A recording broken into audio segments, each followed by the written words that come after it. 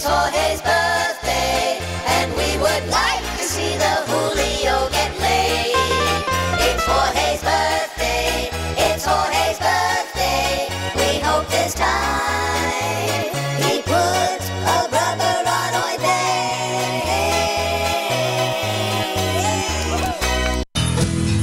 Ho, fucking ho, what a crock of shit. We all work for Santa Claus, we've had enough, we quit. 'Cause we do all the fucking work while he stars in the show. Stick your Christmas up your ass, ho, fucking ho. Non-stop music. How I love to lick a clit, and that is why I become a singing lesbian nun. Sister Mary Catherine was so impressed with what I'd done, she gave me action with her tongue. Can you conceive, perceive, believe that this song went to #1 because I was a nun? Found a way to make some cash and hope the royalties will last, because retired nuns don't get none. I never made it that big 'cause I didn't look that great, so I got me a new habit, doing drugs and getting laid. Had my one and only hit, and then the Vatican got pissed. The Pope said, there's my vig. Now that I'm dead, I can reveal how much I wanted Sally Field to go whistling in my wheat field. Mo Howard, the mocky bastard, has a very bulbous nose. When he gets raped or plastered, the veins on his nose will glow. Everybody hates him, except a handful of homos. Sport holes who tolerate his crappy morning show that blows. One day the well-dressed Greg Reed asked Mo gentilely, my CTS needs a new headlight. Would you mind if I borrowed your veins tonight? There's another line that goes here, but I'm not allowed to mention liquids or fluids. Mo Howard, mocky bastard, nasty, cranky, bitter heat.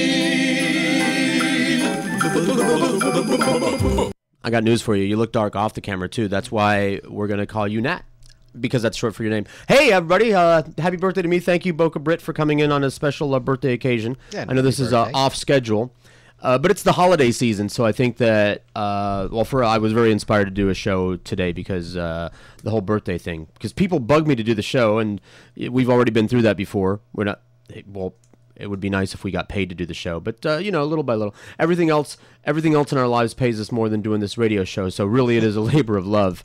And Matt here came out of your cake yesterday. Right. So. I have a lot of credits, but let me set the show up. It is going to be a very special Spick and Suds show, because it's always special when Suds shows up. And today it's going to be Spicks and Suds, because we have a new person that we're training. All of the perverts, all of the creepy old men that consist of, I don't know, what, 90% of the audience would you say are creepy old perverts? What do you say, 100? I'd say I'm going to show you on my scared. Facebook some friends that I didn't know I had, some fans, listeners that I didn't know I had, that you'll be surprised by. No, I wouldn't. There's a law of averages there, and sometimes it just catches up with you. But we have the beautiful, talented, and overqualified Natalice Jimenez Diaz. Oh, God. From very good. Yeah. And he made that up, by the way. I did not. We don't have to make up our names. If you're a spick, you don't have to make up your name. That's just how it is. Did I ever right? prattle mine off? My actual name? Yeah, but go ahead. Yeah, Jorge Humberto Rodriguez Ruiz Peyon Quesada. Beautiful. Yeah, it's not all on my birth certificate. Some of it's on the back. So And the rest is on your bumper. Nat's intern Natalice, but she is way more famous than any of us are, just by Facebook friends alone, and 17 Facebook pages, because she's famous in the Dominican Republic, so she came here. She was on Nuestra Belleza Latina. Actually, that was a show here. That was a show here? That was a show here. What, on Univision? On Univision, yes. Okay. Not NPR. Telemundo. And No. what was that? An interview show? No, or it was No, a it's reality show. Yeah, I what kind of downloaded. an alternate reality? Or what? Yeah. Alternate reality? No, it was. It was like one of those beauty a contest. pageant show, Yeah. right? And I downloaded a whole bunch of pictures of her in a bikini. Oh, thanks, man. You're welcome. Beautiful. new logo. I mean, they are, yeah. Yeah, well, I have There to you go. put you in the phone anyway. It was either a bikini shot of you or a picture of a gnat, because until we come up with a better name, another nickname for you, it's just gonna, because that's just short for all of those names you have. No, we need a name. And you're a little black bug, Come on. tiny little un bichito negro. You know, We're gonna be. You said Negro. Hey, listen, I got an idea for the show. You wanted long breaks? Better than long breaks. You remind me of my favorite Cuban song. Oh my God. Because your name is either going to be Nat or Esa Negrita. I like esa negrita. Works. Talking about bubblegum. And it's true, you do have tumbao. So Why don't trust you just me. zoom the camera in on here, and we'll be very quiet while everybody tunes in. Will we do what? We are. Just sit there and Boca is right. We've been doing this a long time. We know how to get ratings. So we'll just zoom in on your Okay. upper torso area, smile. and then we'll just talk, and that'll be the best of both worlds. The audience will really appreciate that, and we get to see her and hear you. Win-win. Sounds like a great It's content-filled a show. it's a formula for success. Yeah. We're going to good start night, exploring folks. that. Thanks for just Thank you. And then when Sud Tune in. when Sud shows up, we're just going to see his hand reaching across as they pass the cigarette lighter back and forth. When Sud shows up, he brings a pipe, a tobacco pipe, and that usually inspires me to fire mine up. My this turns tobacco into pipe. the Cheech and Okay. Chong ice cream truck. So I don't know if you smoke anything, Nat, but it's No. gonna get very smoky in here when Sud Oh, shows up. no. Yeah, you're gonna have all smoky hair. You're gonna smell like you were at a strip club. Oh, that's going to be great. Yeah. Yeah. Oh well. At what, 12 Actually, in the afternoon? in order to get you to smell like a stripper, we would have to the cigarette smoke, hairspray, and floor dirt. Oh, great. And then you'll sounds look yummy. and And sound don't just forget like a the ping stripper. pong balls. Yeah. that's a whole other story. I've already Excuse forgotten me? the ping pong balls. Yeah, that's a. Don't lay too much on her at once. We gotta acclimate her. Please. You know. I'm Be adapting gentle. still. Yes. It's like thank when you. it's like when you cook a crab, you gotta warm the water up slowly. See, otherwise the crab jumps out of the pot, and we don't want her to jump out just quick. She's probably already freaked out. That was before you showed up. What is that supposed to mean? Now see here. Now see here, one of these things is not like the other. So, yeah, we just crack ourselves up all day long. So it's a special birthday edition. My birthday was yesterday, and I have to do the happy birthday credits. We already explained Natalie's presence. She's not just here because she's good looking. The audience, and I told her this before the show, because we kind of borrowed her from John Etch and the Sports Heads. She's also part of that Sunday crew. She's a technically speaking, a sports head. I'm a sports although head. she knows as much about sports as I do, so Hey, I'm learning. It's that's a why process. she's here. I'm ignoring it. It's a process. So my head's full of too many things already without me trying to pick up a new set of information. The sports thing. I picked up more than I wanted to by working at QAM, just by osmosis, just because it was, it's like going to another country and speaking, they speak the language around you. Eventually you're going to pick it up. But I continue not to care. But first things first, because the whole first segment today is going to be credits. Nat was at the Connecticut School of Broadcasting, Yes. and so you know these people. And John Etch, who does two wonderful shows here on SoFloRadio.com. I'm going to talk about the shows because we've got a lot of changes that have been going on in the wonderful world of change here. John Etch does a Tuesday night show, 7 to 9, and then a live Sunday night show here from 8 till 10. And the Sunday night show is a little bit more multifaceted, all-inclusive, and Nat is the entertainment correspondent on that show. And on this show, she's just the entertainment. Funny. See? Ha, ha, ha, ha. Try to keep up. Yeah. You can put that on your notebook. We're Just write it down, right? Take notes. giving Nat comedy lessons, Boca. You'd appreciate This that. I is was playing true. comedy. You, though there's different kinds of comedy. I'm cluing her in on the concept of comedy is when you say something other than what people expect you to say. For some reason, that's funny to us. Right. And so we've been working. Well, the I'm going to shirt- have an online college for that. like the like the shirt, for example. You're going to have a lot of online presences then. Just like us, we have a website for everything here. You do a lot with $5 these days. Oh yeah. Oh yeah. I'll Have put you up seen a that? website. Have you seen that site, the Fiverr? No. The What's five. That's all. People. It's like a Craigslist or something, a directory service, but it's people that will do something for you for $5. Like I'll. It's like a dollar store, but online. But for Yes, $5. $5. But no, it's amazing that people will do a lot of things for $5. Really? Yeah. Or for Especially free, in but that's radio. another story. That's another when I start talking about my wife after the final resolution there. We'll talk about what people can do for free. So meanwhile, back to not opening credits because But does she wants a career in broadcasting? I would like or one, yes. something, yeah. Well, I know. Well, I'm sorry. We're all to very hear that. sorry. I've got some funeral music here. We- Oh God. Sad but Ginger, true. Don't make the same mistakes we did. We were foolish children, and well, I have a feeling that she'll go further. maybe in the office. There's nowhere to go. Did you see what happened in Orlando today? What happened? Today? No. It took me all morning to catch up on Walking Dead. Queer Channel. They laid off more only on air talent. Okay. Laid off? Great. Laid off, fired. Okay. I was like, oh. Well, that's not a bad thing. As a matter of fact, Nicole Sandler is going to be calling up to tease our special, I don't know, what do you want to call that, audition show that we're going to be doing on Monday. Might as well start talking about that. I'm all over the place. That's just trying to keep up stream of consciousness. You notice how I got the show notes, but I promoted that on Means my show. nothing. for we Monday. hate structure on this show. Well, Structure is awful. I mean, we'll hit breaks, but whatever. We don't care. This is very casual here. structure is important when you have inventory. Yeah. Then you want structure. Right now, it's like, hey. Well, the break times, that's fine. But as Yeah. far as the topic goes, we're all over the place Oh, here. yeah, You just yeah. kind of have to keep up. It's called AOR, All Over the Road. Right. All over the road. All right. It used to be called album-oriented rock, but this way, the audience, they just don't know what's going on from 1 minute to another, and they like it that way. They'll take what they get, and they'll like it.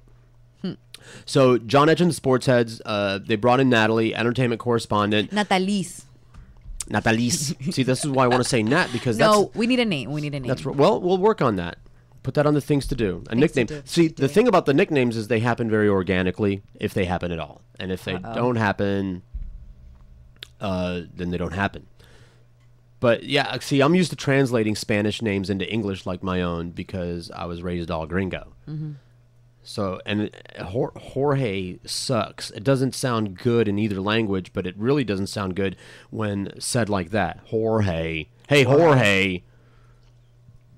It's just a bad sounding name. You know what I hate? Nataliz. Nataliz. Oh my god. That one. So we're not going to call you Liz. Is that Liz? That's how they read my name. Is that it's Nat- Natalise. So, if they like say you're Nataliz. Nataliz. You know, up in America. It's horrible. Although down here, it's very refreshing. You know, I left, I came back. All the gringos know how to spell Rodriguez. Oh really? Yeah. Things are They- changing. I say, they very ask me my common, name, right? and I say George, and they go, is that with a J or a G? With a G or a J? And I go, oh, I'm so touched. so considerate. Very considerate. So I just want to say, because I'm going to be doing a lot of thank yous for the first hour until Sud shows up, and then I'm going to let you guys talk, because this is my birthday, and I might drink some of that birthday tequila. You I haven't already stopped. I'm surprised I you're did awake. stop. Listen, I'm going to get I into thought that. I'd get that phone call I have today. birthday credits. I have birthday credits, and I'm going to get into that because I just want to do things in order. But first, the pre-birthday credits, I want to thank John Etch for introducing me to Nat because I was in the market for an intern / spot jockey, and she's just too stupid to realize what a dead-end job this is. Thanks, So here man, we for are. calling me stupid on air. Yeah. It's great. Don't worry, it'll get worse. I already got your button, huh? Oh yeah. Bitch had already it coming started. button. We're going to be having some fun. So thank you, John Etch and the Sports Heads, and don't forget to tune in to them Sunday night here at 8. I will be here, Nat will be here, and then John will be here with one or two of the other Sports Heads. Got so Sunday many. at 8, and it's a good show. It's also all over the place, but with a little bit more structure, because John, yeah, he just doesn't know how to not care yet. Well, we'll get him there. We'll get him to not caring so quick it'll make your head spin. So speaking of making your head spin, thank you. I want to start thanking everyone for a wonderful birthday week, and it's not over yet. In the immortal words of Nelly Furtado, the party's just begun. Should I play that? Yeah, why not? Nice filler. I can play that in the background while I'm talking about my. I discovered her, by the way. Not really. I was playing her on the radio in this town first. The only person that ever gave me credit is Flo Rida. I put the video on my MySpace. Remember MySpace? I haven't done that. Good old days. Hello, Florida thanking me for. Well, it was when he was in one of the local groups here. I was playing their stuff, so it was incidental. Isn't that funny You know, how like it was- circular that went? It started out just as it is right now. It's just for bands. Oh yeah, it is. It's full circle, but that's where if you're a musician and you're not on MySpace, you're doing it wrong. But so anyway, back to the party just beginning. My birthday week began, I guess last weekend, and it's just been going on and on wonderfully. I want to thank my daughters for a wonderful birthday week. I want to thank especially the older one for setting up my birthday party. I want to thank Daphne, who called on the last show. Daphne and her fine sons, Daphne and the Daphne Knights, for hosting my birthday party. I want to thank Sneaky Pirate and Anarchy for showing up to my birthday, one of the birthday parties. And How many were they? Well, I guess my friends. I've been sad lately, and I guess a lot of the people around me decided that they were going to, I don't know, take advantage of my birthday and cheer me up. And boy, howdy did they. Aw.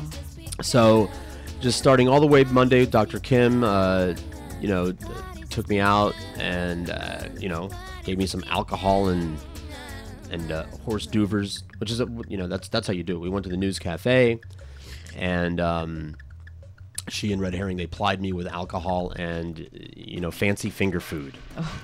Lots of fatty meats, expensive cheeses, things on little plates with big prices.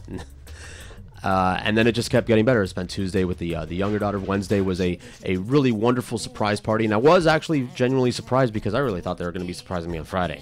So that's how you surprise somebody. Yeah. So they're planning something, but it happened on Wednesday, and I was amazed. Hey, I got you up. Are you not? Did you try to play some audio? Because you made a confused look.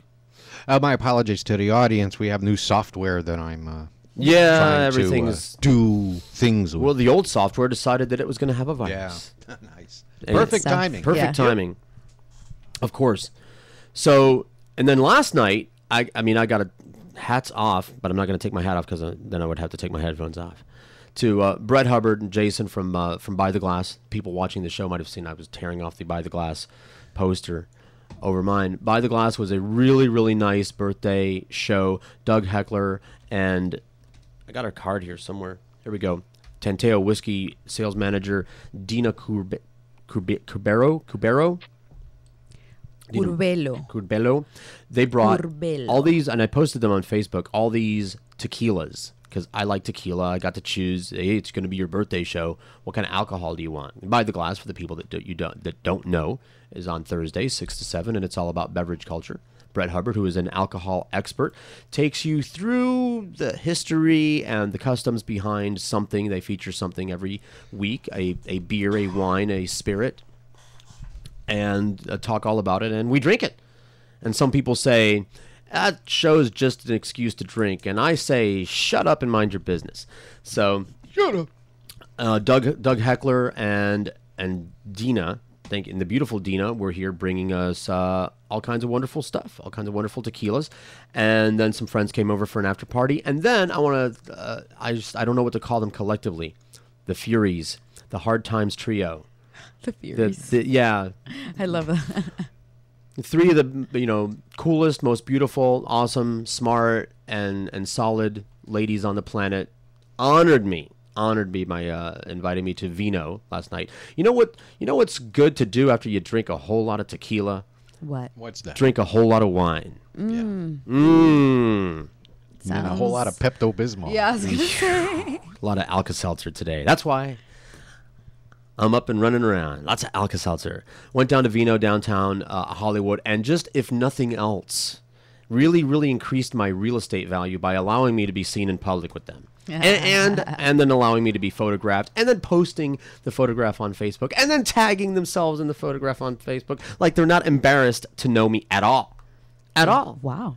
So it was very heartwarming and touching, and that just brings us up to today. And then today, Suds is coming in. We're doing a special birthday show. Phil Hendry is going to be calling in, and maybe some other people too. I have to, I'm back and forth on the confirming, setting up phone calls. Hey, call me on my birthday. Please. Call out. Boca will tell you my Rolodex is very vast, and there are a lot of people that I could have with enough preparation arranged to be on the show today, but I've been busy with a lot of distractions lately. Not the least of which has been, Christmas shopping. Or which tequila. We'll get into. Well, the tequila can be a little bit distracting while you're drinking it, and then afterwards, while you're You drink unconscious. tequila while you're in Target? No, although I thought, could. though. Yeah. I've got some flasks. As a matter of fact, Dr. King gave me a wonderful Ed Hardy flask back when it wasn't cliche anymore. I still like it. It's got a bulldog I on still it. got my Laurel and Hardy flask. Can I borrow it? Yeah, Because sure. I'm gonna have a utility belt full of flasks at the rate that I'm going.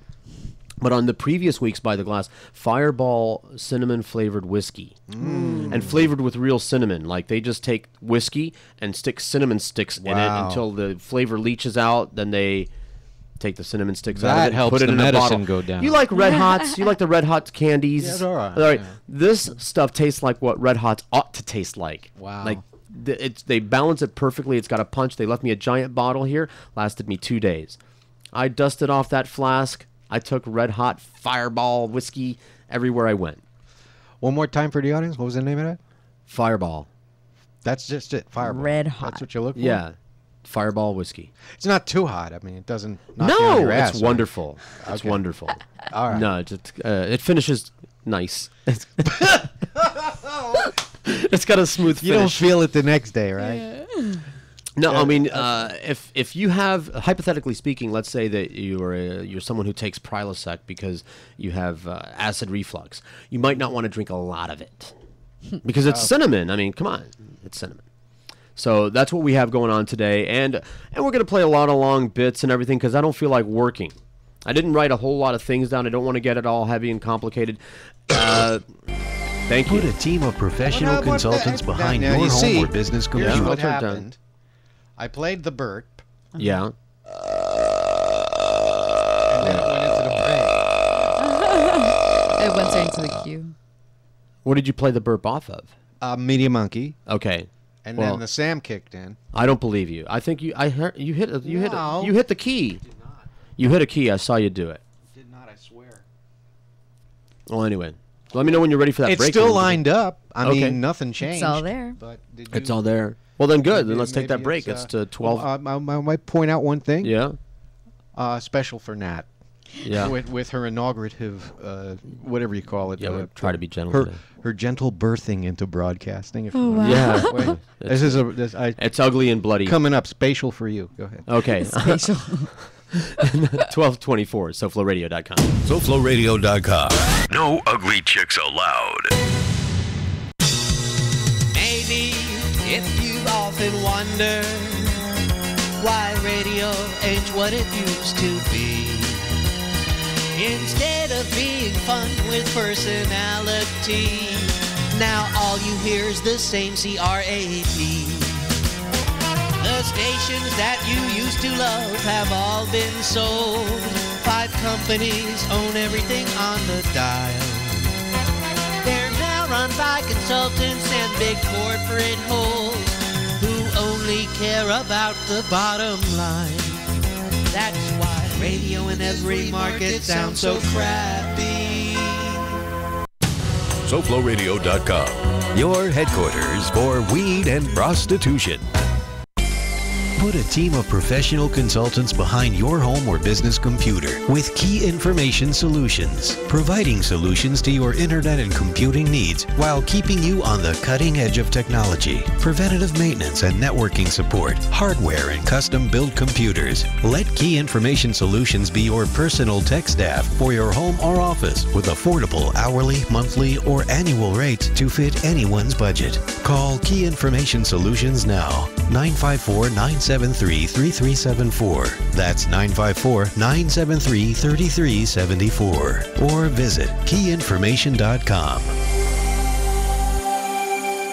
SoFloRadio.com. Give us a call at 954-99-00036. Skype name SoFlo Radio.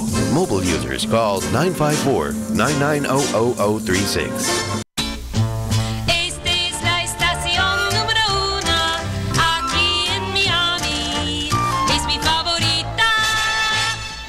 Excelente. WQAM. Olé.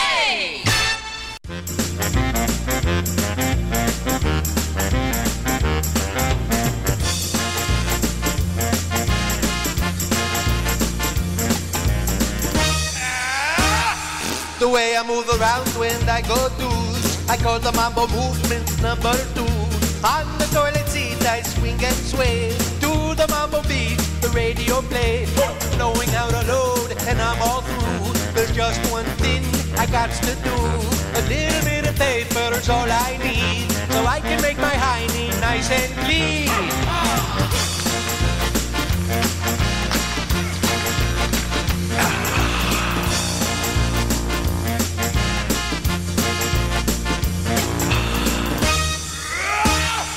I don't have to push, I'm in control when I move side to side on the toilet bowl. I never have to spray, it comes out whole and looks a little like a Tootsie Roll. I sway to the left and sway to the right, from cheek to cheek, and I'll tell you why.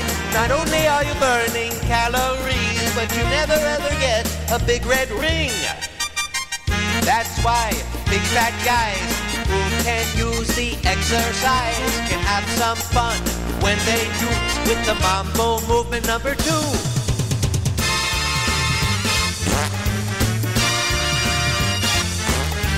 Hey, look at me, Alice. I'm doing the mambo. Hey, well, come on, do it. Hey, you look like a wailing heat. Shut up and start dancing. Carol, get out. Merry Christmas from Boss Radio.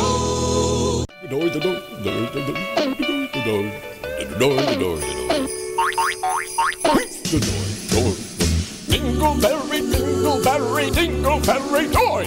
I'm very upset and I'm very annoyed. I give it a ding and I give it a tug and drag my bony ass across the rug. Dingleberry, dingleberry, dingleberry toy. They got me shaking and doing like a dance. I'm using my hand with a kung fu grab. Like I got ants in my pants. When they multiply, makes a sound like a crunch when I walk this way. Spend my spare time in my behind. Pick the dingleberries away. Making a trail right down to my knees. In that dark, I'm an attack. Dingleberry Martians are tickling me.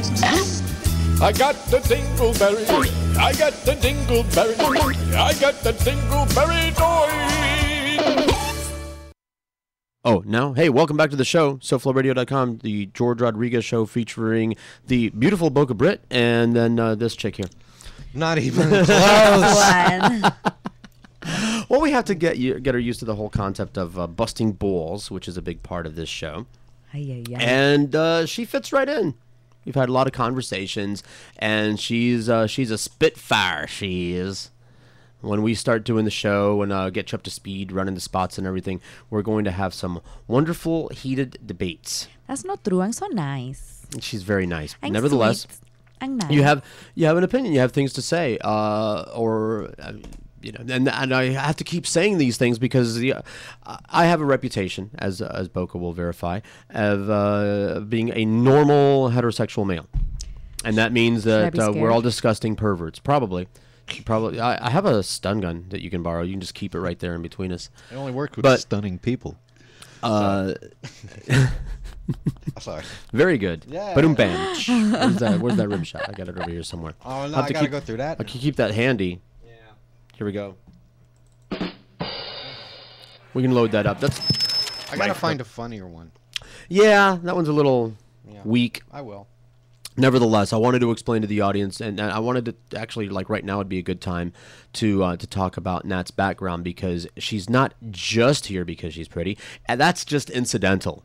I was actually, for example, we had Dio here before as the spot jockey. Dio went and got himself a real job. He's still working behind the scenes, and he's here for By the Glass as his schedule permits, but he cannot be here during this time. Now, Dio, and this is just in all fairness to me, the person that is going to be the spot jockey or the co-host needs to be smart enough to run a computer, needs to be articulate enough to talk and be understood, and needs to be able to show up on time. And that's pretty much the criteria. Dio looked like an ape Okay, I mean, excuse me. I didn't. That's not what I meant to say. Apes Dio are cute. looks like an ape. He's a hairy ape. He's got a Neanderthal kind of a brow, a hairy face. He looks like a terrorist. He's tall. Like if they were allowed to actually profile at the airport, and don't tell me they don't.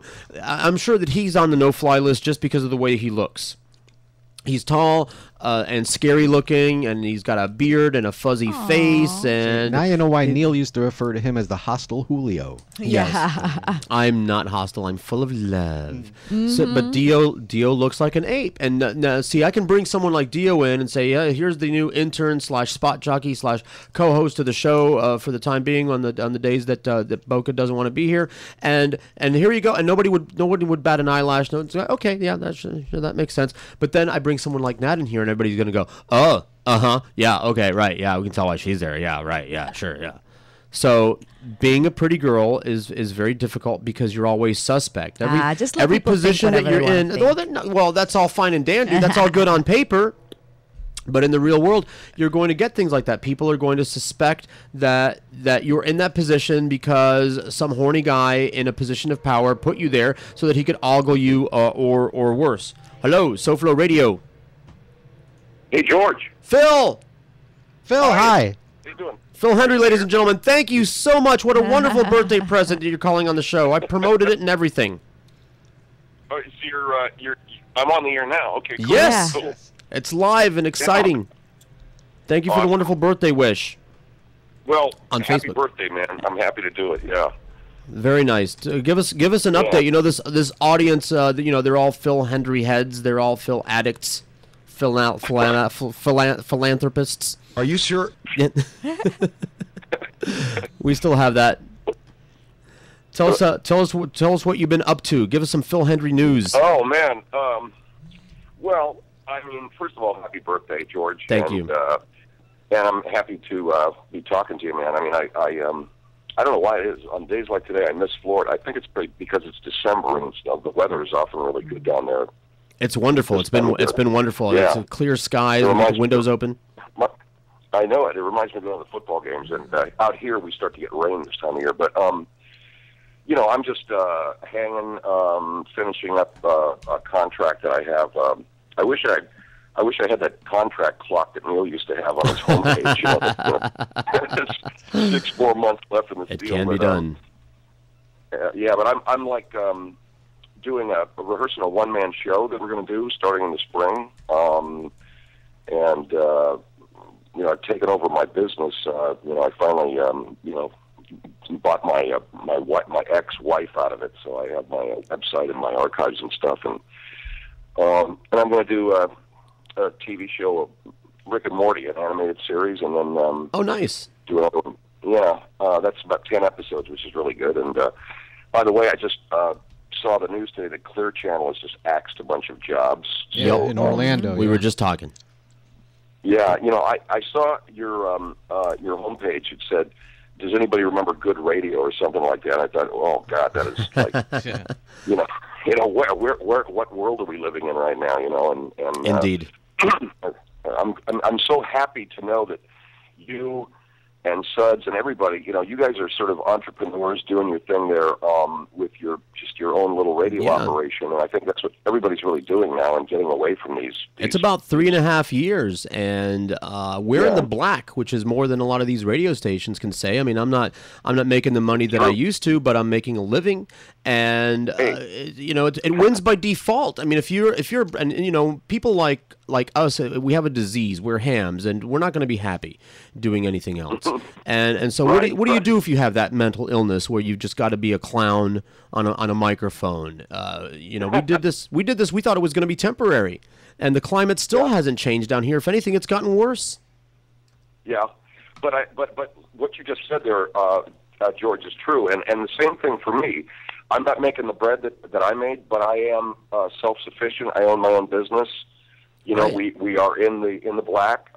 We just expanded. We upgraded to some different things. We've joined with another company. So I think that's just such great news, man. And when you say that you know, you're doing what you love, man, and Yep. you're doing what you're good Yep. at, and that's where it's at, you know. And, Indeed.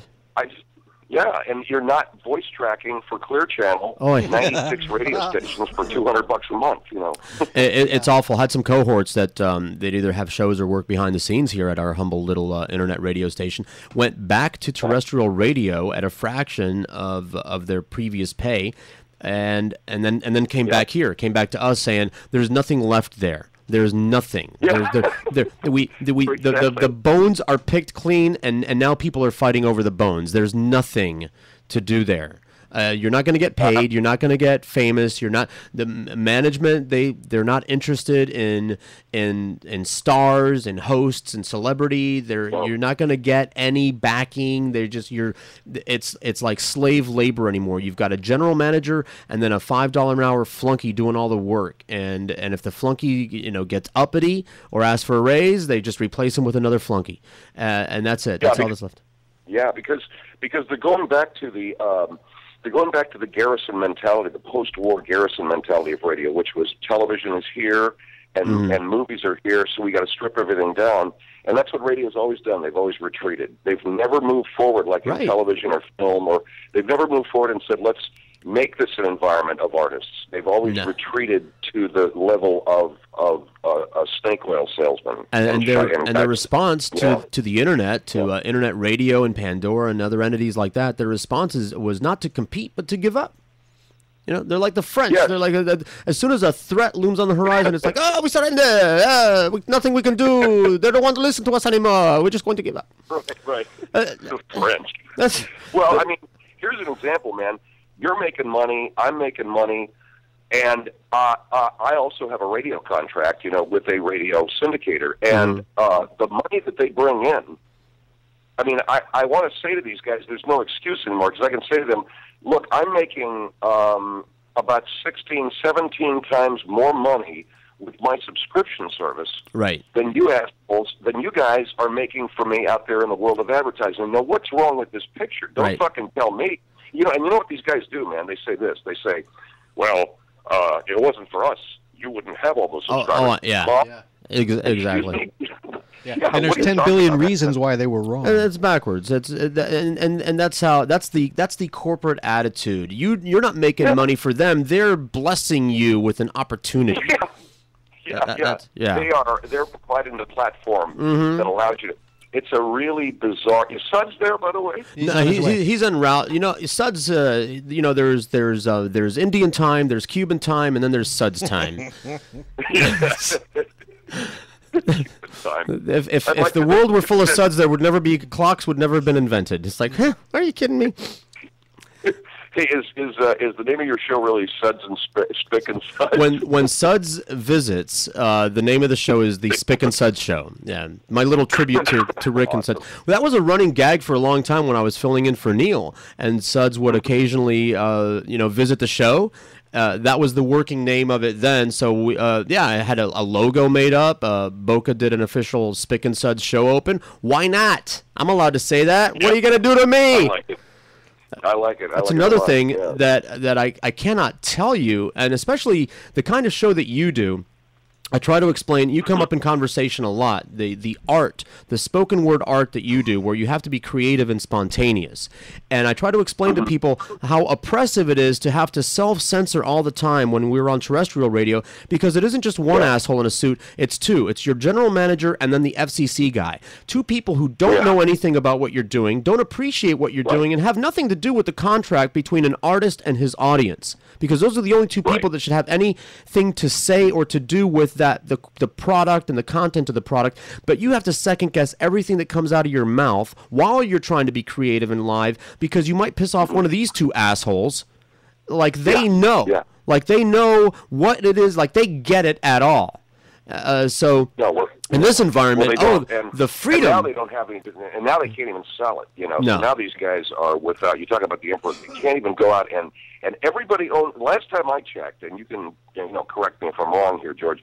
Last time I checked, everybody owns a radio. Everybody listens to the radio. Everyone, still. So what happened here, man? How come you can't sell it, man? That's like saying everyone drives a car. I wonder why we can't sell cars. Sure. Well, lazy.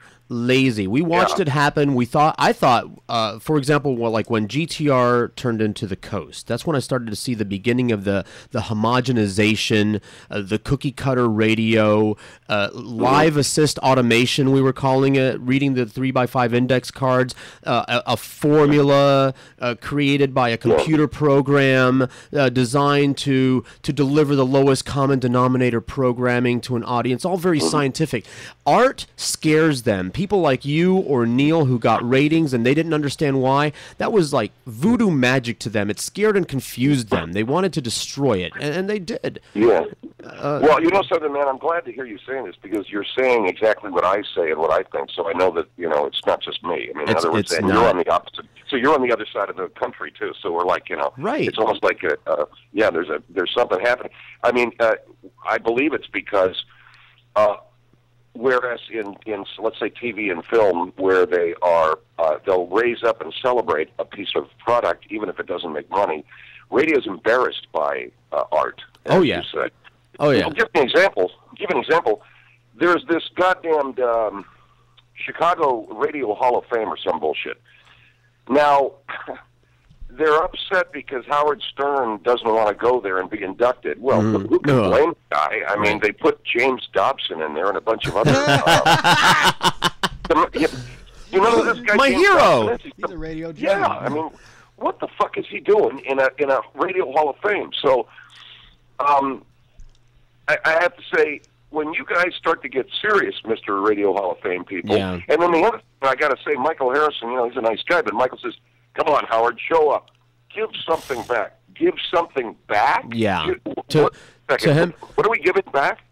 Radio never did anything for me, and it never did anything for you, man. Right. I remember working my fucking ass off, same as you. All of us. I remember radio giving me anything, other than not a very good paycheck, and a bunch of trouble, and a whole bunch of crossed eyes and strange faces. Even a lot of second guessing, ding dong school, a lot of lectures. Here's how you should be doing your show based on what? Like this guy is a glorified sales rep. The program director, or general manager, wherever we worked, a glorified sales rep, and they're going to tell us, what the audience wants. It's like, well, the numbers illustrate that we're delivering what the audience wants, but no. And I really think that they're jealous of the attention, and they're jealous of creative people. Remember at IOD we had a saying: the people on that side of the hall have no idea what's going on this side of the hall, or what we do or how we do it. And they're impediments. Like, why don't you just stay on your side of the hall and count the money? Because you're making more than we are with the product that we create. You're making way more than we are. Isn't that good enough? No, they got to stick their fingers in the creative pie as well. Which is why I love this, as even though and all of us making a fraction of what we used to when we were on terrestrial radio, but then that's not just us, that's everybody. The people that still have a job are making a fraction. They kept their job by taking a grotesque pay cut. Just the freedom that we have here. You can say bullshit or fuck, and you don't have to worry about the FCC. I'm wearing a shirt that says fuck on it on the webcam. I don't have to worry about anything but slander. And by the way, I saw Mitt Romney dance with the devil in the pale moonlight. Speaking of slander, I'm really trying to get sued by somebody, some high-profile person. I really think that's what it's going to take to put us on the map. Keep trying. It never happens. I'm trying. I'm picking fights everywhere I can, but I'm really enjoying the environment that we created for ourselves. We created the radio station that we always wanted to work at. Isn't it great? And I think it's wonderful. I really do. And I think and everybody has their own kind of cool little revenue streams. I mean, you guys have. I've seen the banner ads. I've seen what you guys are doing in terms of advertising. We do subscription. We do some merchandise. Everybody's sort of doing their thing, and it is. It's all those little streams. Compare it to, man. It's like everybody has their own private nightclub or something. That's exactly what it is, and it's what they want to make of it. Every show on here is exactly what they want to make of it. The only time that I ever interfere is slander. And that's it, because then that'll get everybody sued, and that's regardless of the medium, as you know. Hey, Phil, can I ask you? How's Brian Cox doing? Brian? Yeah, you don't want to do that, man. But you don't want to get sued. Yeah, you got to stay clear of that shit. But the rest of it is, and frankly, it's an easy thing to stay clear of. It's just like, oh well, I mean, who wants to say shit that isn't true about somebody. You can satirize people. Right. You know, you can say, in my opinion. Exactly. You know? But that's the only stricture, and that's pretty much common sense. I try to tell that to the people that are on the show. Look, the only thing you can't do is make a statement of fact that is not actually a fact. I have a peeve about that. You know, I call it jerking the audience around, basically lying to the audience. It blows everybody's credibility out of the water. So that's it. And otherwise, if you're not doing it for any comedic effect and it's not really obvious what you're doing, like, what was the the thing, man? Did you see this thing in the news today? And everybody's asking me about it, about what happened in Australia. No, I have an Australian correspondent. Okay, these two jocks in Australia called the hospital where Kate is having the baby, or where she went for her prenatal care. And they pretended like they were the king and the queen or some shit. I don't know. They pretended they were someone. And the nurse that answered the phone talked to them, and I guess they bluffed her into believing that she was, that they were the king and queen. Well, anyway, today, a day after this bit was done on Australian radio, this woman allegedly, she was found dead, and they say she committed suicide, this nurse. And I remember thinking, okay, wow. Yeah, I'm looking at the story now. If you're calling somebody, in other words, what I used to do and what a lot of us did was, I would sucker people into calling me. So they know they're calling a radio show. They know they're going to be on the air. Sure. And they know that they're talking to a person. And then what you do with them is like, it's really their fault, if you want to get right down to it. But if you're just calling somebody out of the blue and they don't know you're on the radio, they don't know they're on the radio, they don't know what's up. No, that's wrong. something that's on you then. I think it's on those jocks, too. Absolutely. Yeah, and so it was an interesting thing. Some people will say, "Oh, wow, she got fooled, ha ha." Well, yeah, dude, there are people out there that there's, nothing is not funny to them, no matter what it is. Right. They're just until it happens to them, until it happens to somebody around them that they care about, then they sing a different tune. Oh yeah, and there's a lot of people who just desperately want to be, I guess, entertainers, and what they're really cut out for is like whatever tending bar or pests.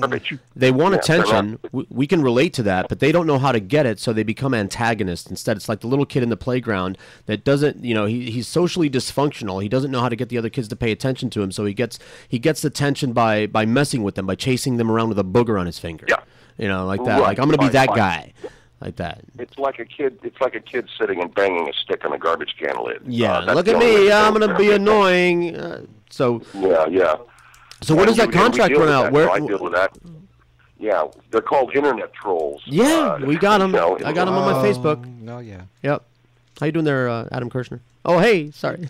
Hey, Phil, would you? I feel that the state of the broadcasting industry right now is analogous to the car industry in the late 70s with rusty crap in the showroom.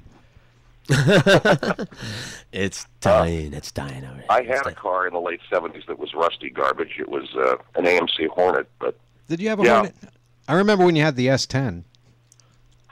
I had a Blazer. Yeah, a Blazer. And the bottom rusted out of it. Yeah, and I had one of those. The Granada that Boca Brian did a song about. Coming right up. The thing about radio, man, is that what is I think Stitcher is going to be in some of the new models. And I was talking to some guys here about 6 months ago. These guys want to put together a I don't even know what it would be, man. It would be a platform where there's a whole bunch of podcasts and a bunch of buttons where you can dial between all these podcasts. And they had this formula as to how those podcasts would be, it seemed really, what's the word? It seemed really adventurous, and but everyone's trying to think of what the next kind of delivery system is going to be. I mean, we know that we have George, what you do. We have Phil, what he does. We have regular radio. We have Clear Channel, which is this iHeart Radio, which is the major ripoff of the century. I mean, I hate iHeart Radio. I want to stab it in the eye. Yeah, it's the ultimate insult, man. It is, because it's only for Clear Channel products, and I tried to get us on there, and that's when I found out. Oh no, this is a Clear Channel thing, but they've put so much money behind it promotionally that people think that that's a radio player, but it's a radio player for their content only. Yeah. I call it Yeah, radio. Yeah, iFartRadio. Yeah, It's horrible. And it's also bottom line, and this is something no one understands. Not even radio professionals understand this. They're stealing from the talent. They take a guy who's given the salary to do a show, and now they've got him all over the world. And is he getting any more money for doing the show globally? No, he's getting the same amount of money that he got if he was doing it locally. So this is the ultimate thievery of radio. And I can say this to so-called consultants, people that are on, quote, Twitter, that you may follow or not, as the case may be, and say, hey, what do you guys think about this, that? And these fucking people, man, they all of a sudden get stupid. Well, I don't really deal with that. Right, okay. You understand what I'm saying, though, man. Well, I don't really understand, no, but, it's good for all of those radio excuses. It's good for all of us, and it's not good for all of us. It's the same bullshit these people have been doing for years. Right. So you guys and people like you guys have found the answer, and that is you just go into work. You just go into business for yourselves, and what's happening is it's not so much narrowcasting as there is I personally believe. There's a backlash against the globalization of media, and it's become local again. You cats with South Florida radio, even though I can listen to you in California or I can listen to you in Washington, you have a cool platform for the South Florida sensibility and what's happening there, and people tune into that. And I predicted, a few years ago that that's what would happen. I want to know. I don't want to need to know that I'm a member of a global village anymore. I'd like to know what's happening right here on the beach where I live. Most of us. Well, the whole idea, the reason that I called it that is because I wanted to pattern it after WIOD, and I couldn't call it old WIOD what it used to be. Because that's, and I knew nothing about talk radio or the phenomenon that it's capable of creating. I thought talk radio was stodgy, Bruce Williams and Paul Harvey. I went to work at IOD and I realized that not only can talk radio be whatever you want it to be, it's really up to the host to define the nature of their show. But it can also be a community hub because everybody, especially if you were in the industry, everybody revolved around that radio station. It was an ongoing thing that made its own gravy. So that's what it's patterned after. Everyone is a local person. Everyone lives somewhere, and they're most concerned with what's going on around them. And then, to a lesser degree, as you move further away from their own person, then they care. A little bit less, etc., until we get to the other side of the world where we don't really give a rat's ass. Nobody gives a shit. Right. Exactly. So that's the concept. I think, George, that's why talk radio has become such a piece of shit with all of the political talk. It isn't. It's because if you constantly have somebody saying to you, remember, we're on a national stage. Well, what's the one thing you're going to talk about that you figure everybody's going to understand? Politics. Sure. You're going to talk about. Lowest common, and that's there's 4 sports stations in town, and that's another reason. Lowest common denominator radio, homogenized. It's a robot. It doesn't have an identity. It doesn't really have a flavor. And when you think about it, it's all the same thing over and over again. It's like watching any of the cable news channels that the stories repeat and the hosts repeat the same things over and over again. Every show does exactly the same story. Sure, right after because they can't talk about anything that's local or individual because the people in the other part of the country, they're not going to know. And we don't just talk about local things here. It's just we do exactly. I patterned this after WIOD. We do it exactly the same way. We talk about whatever the hell we feel like talking about from our perspective here. This is just where we are. So it's just the perspective of South Florida. It's not. I say we're not just about South Florida. We're just from South Florida. That's all. Well, there you go. That's it. And that's the mistake most of these guys make. They'll say, let's be fans. Let's be excited. It's about sports. Well, look, dude. L.A., I can tell you this right now. Los Angeles is not a sports radio town. New York is. And yet, there's sports teams in L.A. and there's sports teams in New York. But in New York, they go freaking nuts for it. In L.A., nobody's rapping about it 24/7. They'll go to the Laker game and that's it. So that you hear this phony sort of enthusiasm out here. You hear this, let's talk. Okay, let's talk about this. Yeah. Let's talk about that. What's to say? What's to say about it? Hey, the guy threw the ball and the other guy caught it. Yes, that was a good thing. I'm glad that happened. I am also glad that happened. Okay, jeez.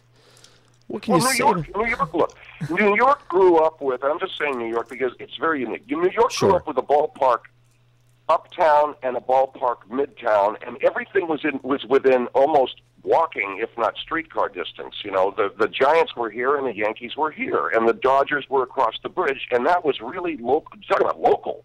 I mean, and the teams lived in the same neighborhood. So that city grew up with a sense of sports teams as being almost like street gangs in a way, you know, where you walk across the street and you're in Giant territory.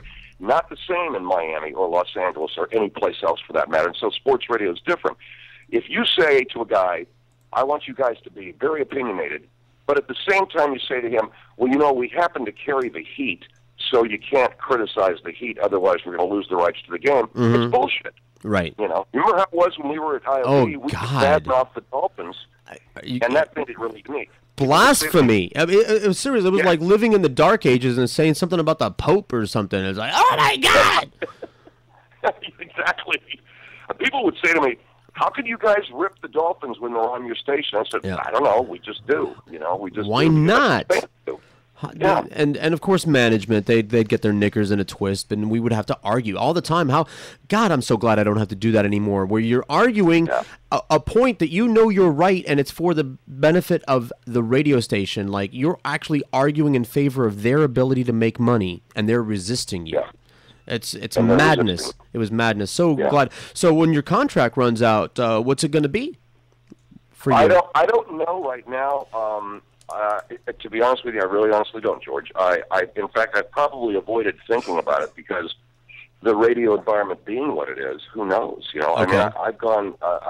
You know, I remember somebody saying to me a couple of years ago, "Don't worry, Phil, radio's coming back in your direction." Meaning, you know, this kind of stylized or whatever you want to call it, theatrical radio. But that's not what's happening. No. Radio has gone further. It's gone further and further into political bullshit talk. You know, so it's going away.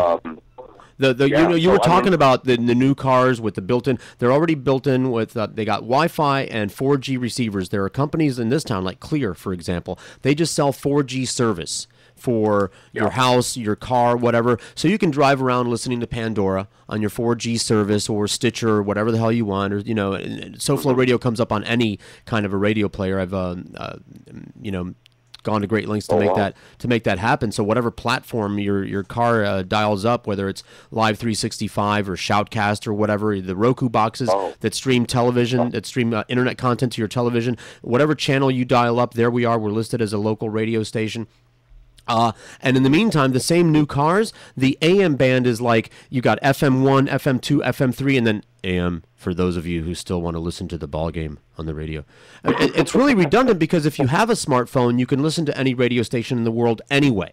So the reason that Clear Channel and all these companies like even Beasley, they're promoting their internet radio stream, and they're putting a lot of money behind the promotion of the internet radio stream because they themselves want to migrate their own audience to the internet because the delivery system is so much cheaper, so much better audio quality, and is rangeless, has no range. So they want to migrate their audience, but what they're forgetting is the audience is going to follow content, not company name.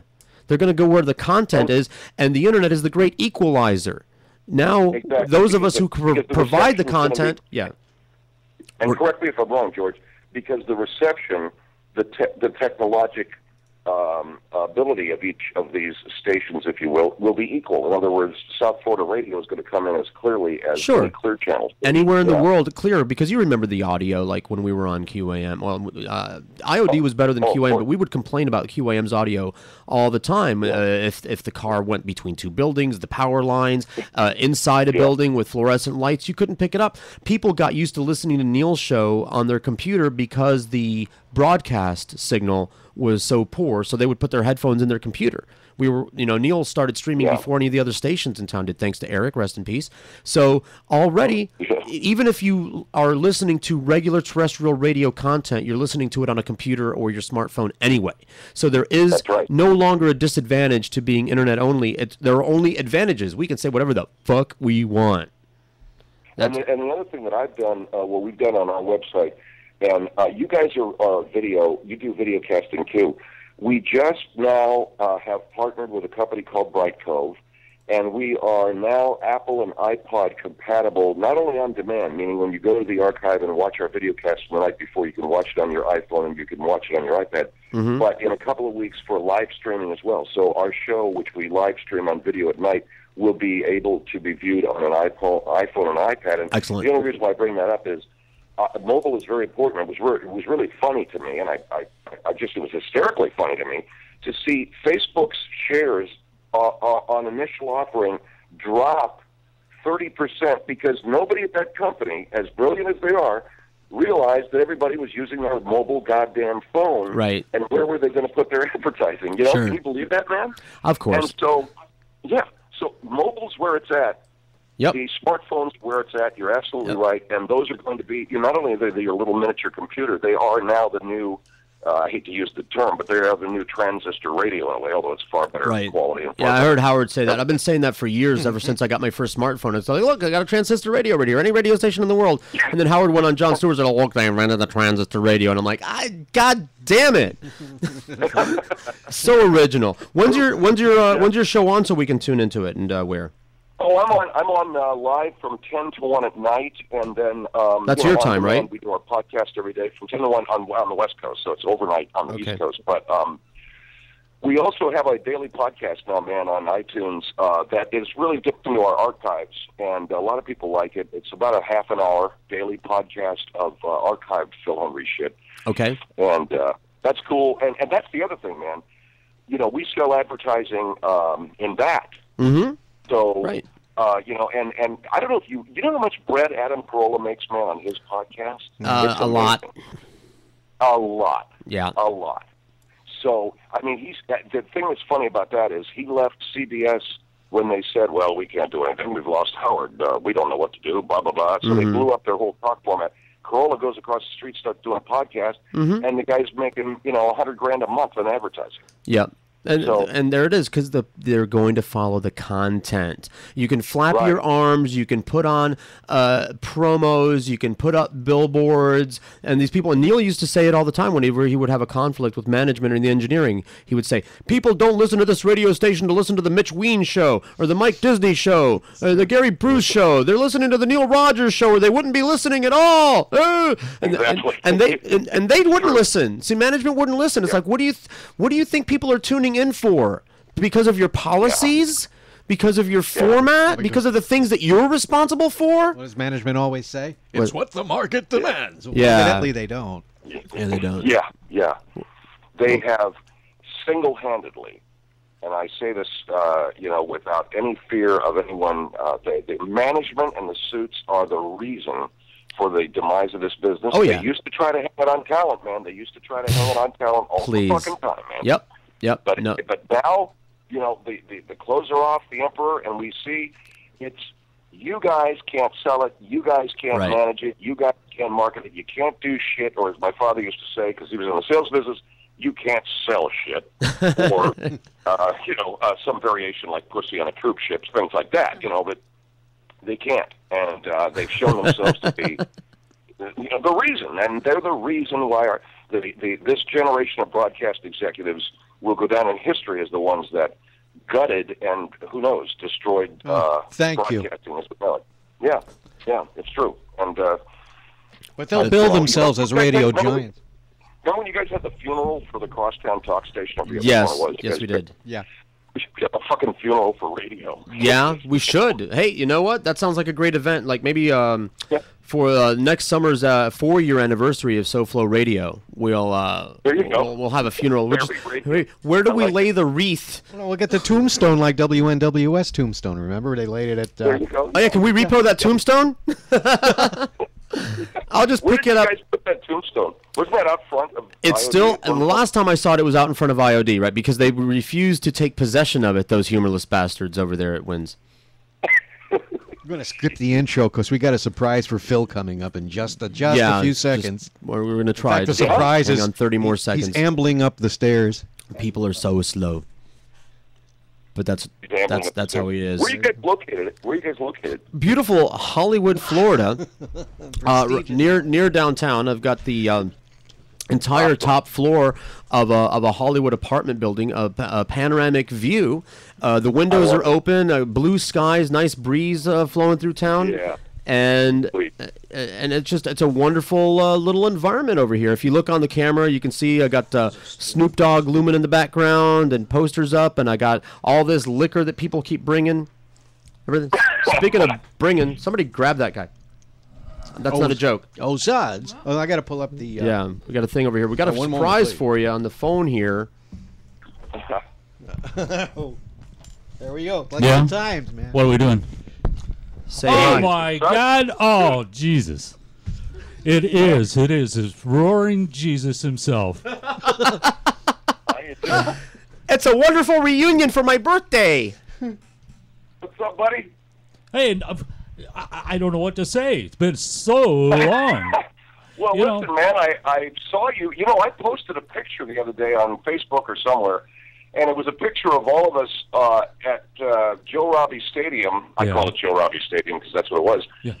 On draft day 1994, all in a row, waiting to sign autographs. Randy was there, me, Neil, and you guys. Yeah, that's right. And then I saw your name on the Spick and Suds show, and I thought, okay, cool. So I know where Spick is, and I know where Suds is, but I don't know where's Rick. Is he in California? He's in Oregon, living up just outside of Portland. Well, now that can be really good or really bad. Yeah, I know. He was so close to being in Washington State for the legalization deal, you know, but no. Oh, it's true. He's one state short. Yeah. Yes. What a bummer. Yeah. Jeez, you know, I haven't... They just legalized... Yeah. You know, so Phil and I used to... They just legalized the weed in Washington State, and Rick is one half of a state away. He's in Portland. Yeah, well, I got a suspicion right now there's a U-Haul truck at his house. But, yeah, Phil and I, we used to work together there at WIOD, and I would see you for a couple of minutes when I was on my way out. But for whatever reason it was, every weekend I'd go to a party somewhere, and there you were. Oh, yeah? Yeah. Oh, yeah, well, I had to. Otherwise, I had nowhere to go. I had no place, no fun anywhere. Well, I had to go to the party. What do you think I was doing and, there?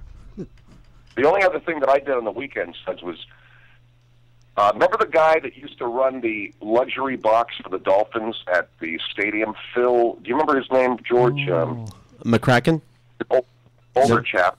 I forget his name. Phil McCracken. Anyway, Jesus they said, Christ. Yeah, would you work the pre-games for the Dolphins? I said, sure. And you don't even have to pay me. Just let me, watch the game from the luxury box. They said, you're on. So, cool. So I went up there. Well, little did I know that, yes, I could watch the game, but I also had to help serve cocktails. That's a bargain. Yeah. Did you use the Margaret voice for that? Oh, great. The advertisers, they'd have the advertisers up there from whatever, and Phil would say to me, hey, Phil, can you help out with this guy over here? He needs the bourbon and water, and this guy, yes, sir. I'm walking down there with these cocktails, How are you, sir? Fresh from your drink, Well, this is indeed a pleasure for me. I don't know how it is for you, but... We've been having a good time. I was trying to dial you guys up on the desktop here, but I'm going to give up because it's way too early for me. I get off here at 1:30 a.m. So yeah, I just stayed up all night waiting to call up George. Thank you. Thank you so much. We arranged this yesterday. No, I didn't, but yeah, I know. I probably should I'm have. gonna use that for an excuse myself. I tried that once. That would be pathetic, though, wouldn't it? Well, I stayed up all night, and I was watching, Military Channel, and I watched some TCM. I'm calling you guys. But, Suds, where are you living, man? You're in Miami now, and... I'm basically in the same place out in Weston. Oh, yeah. Is that where you always were? I mean, are you in the same place? Yeah. Same old, yeah. That's stability. That's what I like. I like some it makes me nervous. Stability? Suds is just too lazy to move. Oh, man. Oh, that's not stability. Suds is just too lazy to move. Perfect. Right. Hey, listen, he'd have to get up. Yeah. Well, I'd have to get up more than once a week. You know, when I got out to California, you guys probably know the story by now, but I got out to California, and I was on the air at KFI, and next thing I know, turning up across the street is Al Rantel. Oh, wow. Did you wave? Did you honk and wave? He's still out there.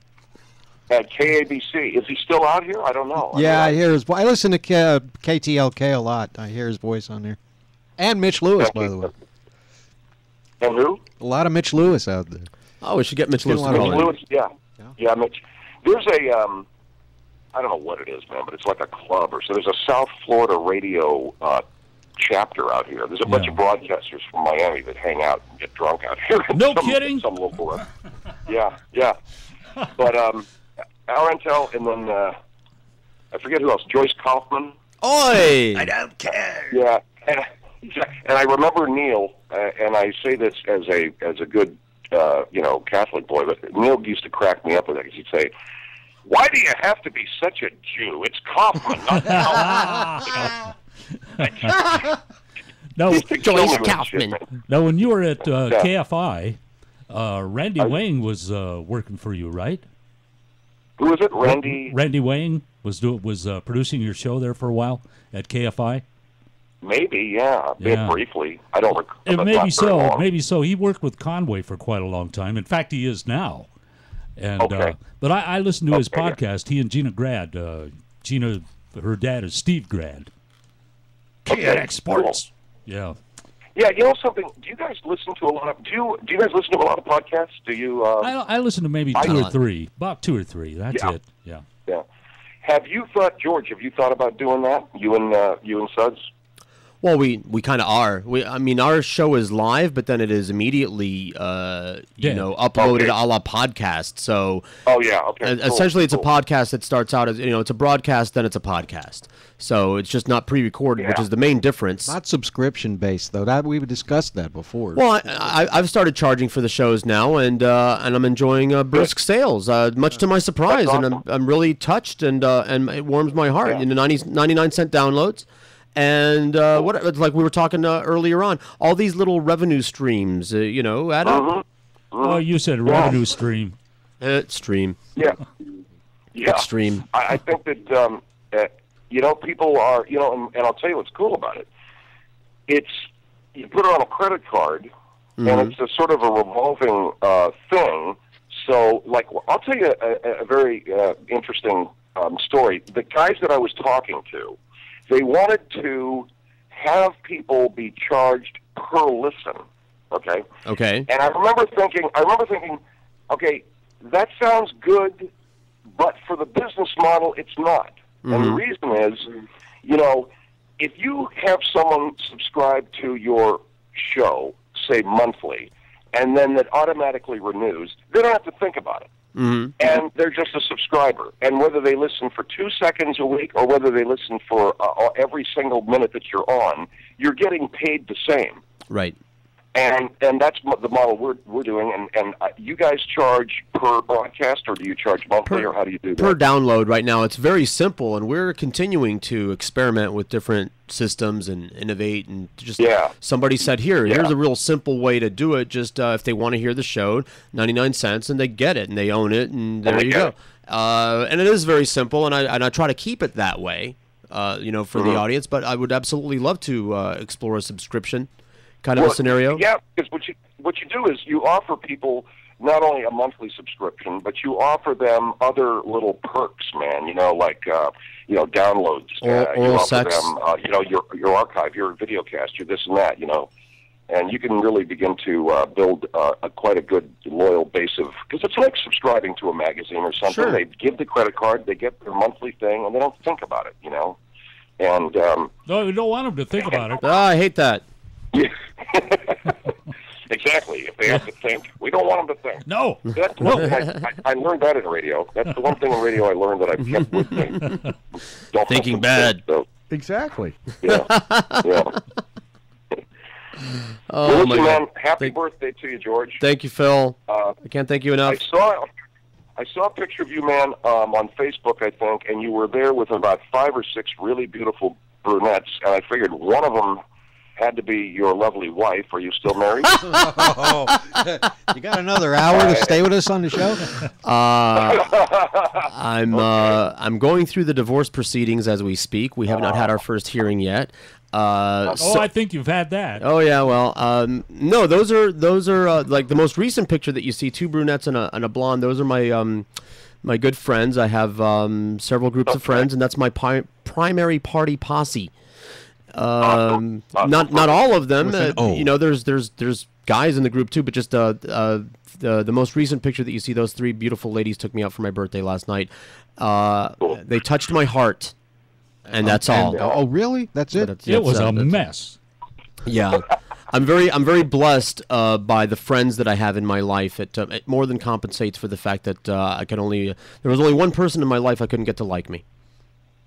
So I'll just have to do with that ratio. That ratio will just have to, be okay with me. Live with that. Yeah, I will. But thank you. Well, I'm having a lot of fun, and I have wonderful people around me, and I can't thank them enough. I'm luckier than anyone deserves to be, just based on the friends that I have around me. Well, and you my kids deserve to be lucky. There's just there you go. I earned all of it. It's because I'm so goddamn good. Yes. All right. Phil, and thank you very much. It's also a blessing having you as a friend, and please, keep in touch. And when that contract runs out, let's talk. Dude, I want to visit so bad. All right. I just want to go and hang and just get really hammered down there. And I saw also your tequila. Yeah, that was my birthday present. Oh shit, dude! I'm really into tequila. I've discovered wonderful tequila flavors that I didn't even know existed. Instant tequila bar over here. So if you hit town, I got your drink tab. Let's do it. Okay, all right. Let's do it. And Phil, in honor of you joining us today, I'm going to play KHJ jingles all day. I don't know. Awesome. Well, that's my youth. That's my youth, man. That's what I grew up with. But, the happiest of birthdays, George. I'm very happy Thank to you, be Phil. able to end these moments with you, my boy. Thank you very much. Thank you, Phil. Good to talk to you, man. Bye. All right, brother. Bye. The great Phil Hendry, ladies and gentlemen. And look at that, boy. He was just like, what did we talk for an hour there? We were just killing time until you showed up, Suds. Did you? Of course, all my Call life. Phil back. All my life is just killing time until you show up. It's 119 SoFloRadio.com. Or not. Have a happy new year with Boss Radio. The manager told me that I was right out of my head, and then he said Phil Hendry was using a voice instead. Such lies, I didn't listen to his jive. I knew all along he was all wrong, and I knew that he thought. Are you sure?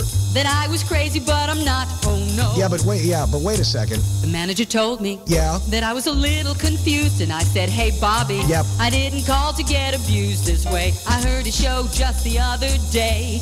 I think you ought to know what he did on his show. I was very appalled.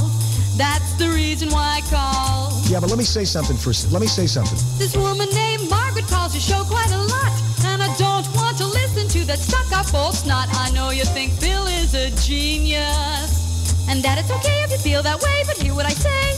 I didn't think it was a bit funny, especially when he talked about the aborted baby fetuses with the cocktail sauce on top. Yeah, but are you sure? The manager told me that I could use some couch time, but I should have maybe you'd let me speak my mind. You'll find I didn't think it was very kind when baseball was played by the crippled and blind. And to make matters worse, passion phones with Sonny Hirsch. Oh no.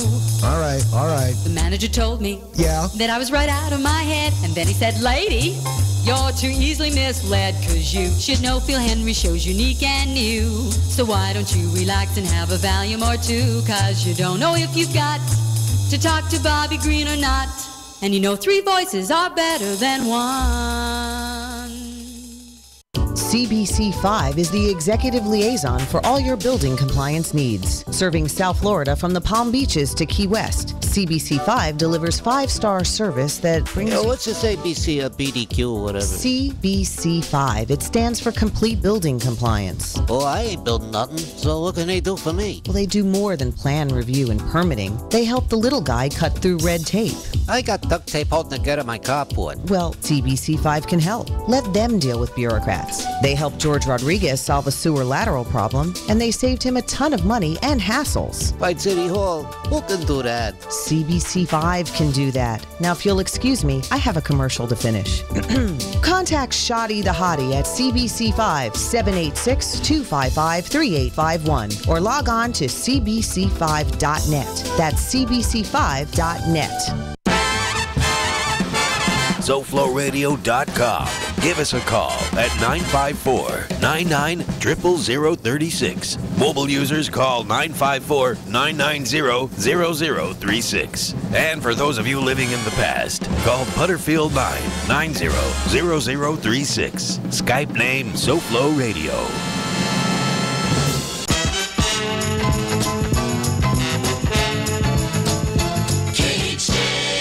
Los Angeles. Well, Buffalo has a football team, the greatest in the land. And everybody thinks they're great, because they really are. The Buffalo Bills are the #1. See what I mean? So just sing along. When you say Miami, when you say Buffalo, Super Bowl, and hear the Buffalo Bills. Buffalo Bills. They're the greatest team in the history of the human race. They're the Buffalo Bills. They're the greatest thing since sliced bread and canned beer. Yeah, there you go. And you jazz up that redneck stuff. You listen to that banjo. Holy sweet God, listen to that. When you say Buffalo Bills, it don't sound so rednecky, do it? Everybody sing along now. Are you Bill fans? Here we go. Well, the Buffalo Bills are the best team. They have the best record over the last 5 years. And they went to the Super Bowl 4 times, which is more than I can say for this scum-sucking fish. And they're the greatest, because I really like their uniforms. They sure as hell beat the heck out of having a fish on the helmet, because they're the Buffalo Bills. The best football team what I ever seen in the history of my life. They are the Buffalo Bills. The Buffalo Bills, the home of Jim Kelly, the greatest quarterback in the league. Yeah, everybody, the Buffalo Bills. They're the Buffalo Bills. And they've been around longer than the stinking rotten fish. Well, they're the Buffalo Bills. Buffalo Bills. What would you rather have as a pet, a buffalo or a fish? Yes, that's the... More music, KHJ Los Angeles.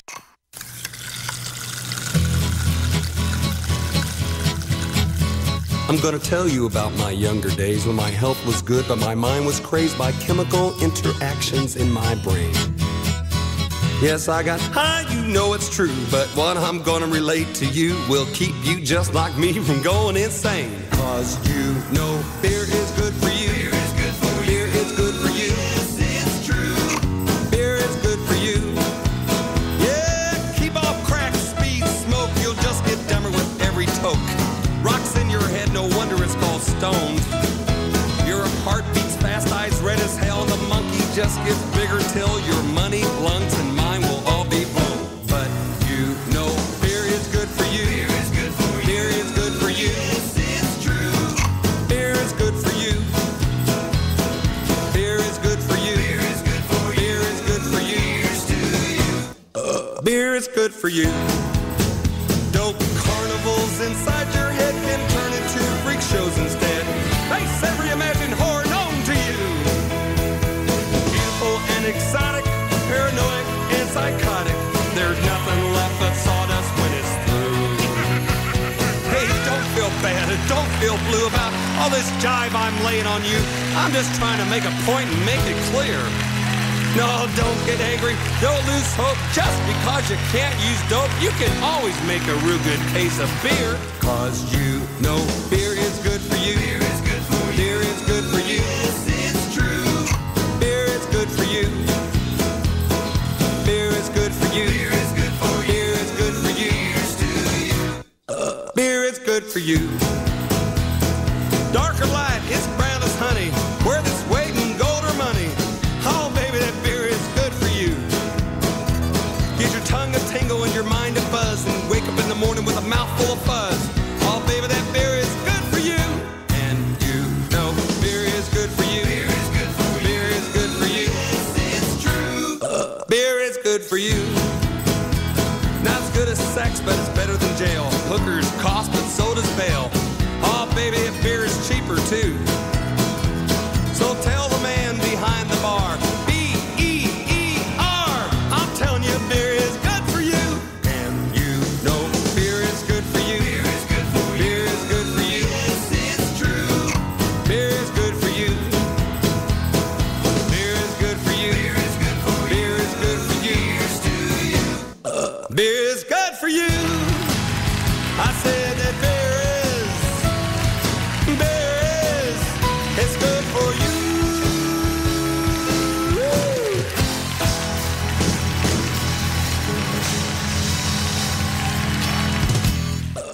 Drive home with us today and listen and have your say. It's time for the Spick and Sun Show. And I'm not wearing any clothes. Hey, that's obviously you are. You Yes, can't say of that course. any. Well, now that we got the camera in here, that's the only reason that Natalise is here. Don't call her Natalie. Thanks. And you It's, you what? just have to go with it. Natalise? Natalise. Natalise. Natalise Jimenez Diaz. Yeah, very nice. There was an online internet TV station in the DR that I used to watch once in a while. Really? And yeah, I can't think what it's called. It was kind of nuts. Yeah? It was kind of fun. And it was in color. Whoa. Yeah. Like I Dream of Jeannie. Yeah. And sure, because I thought everything in the Dominican Republic was just black or white, for example. Oh. Yeah.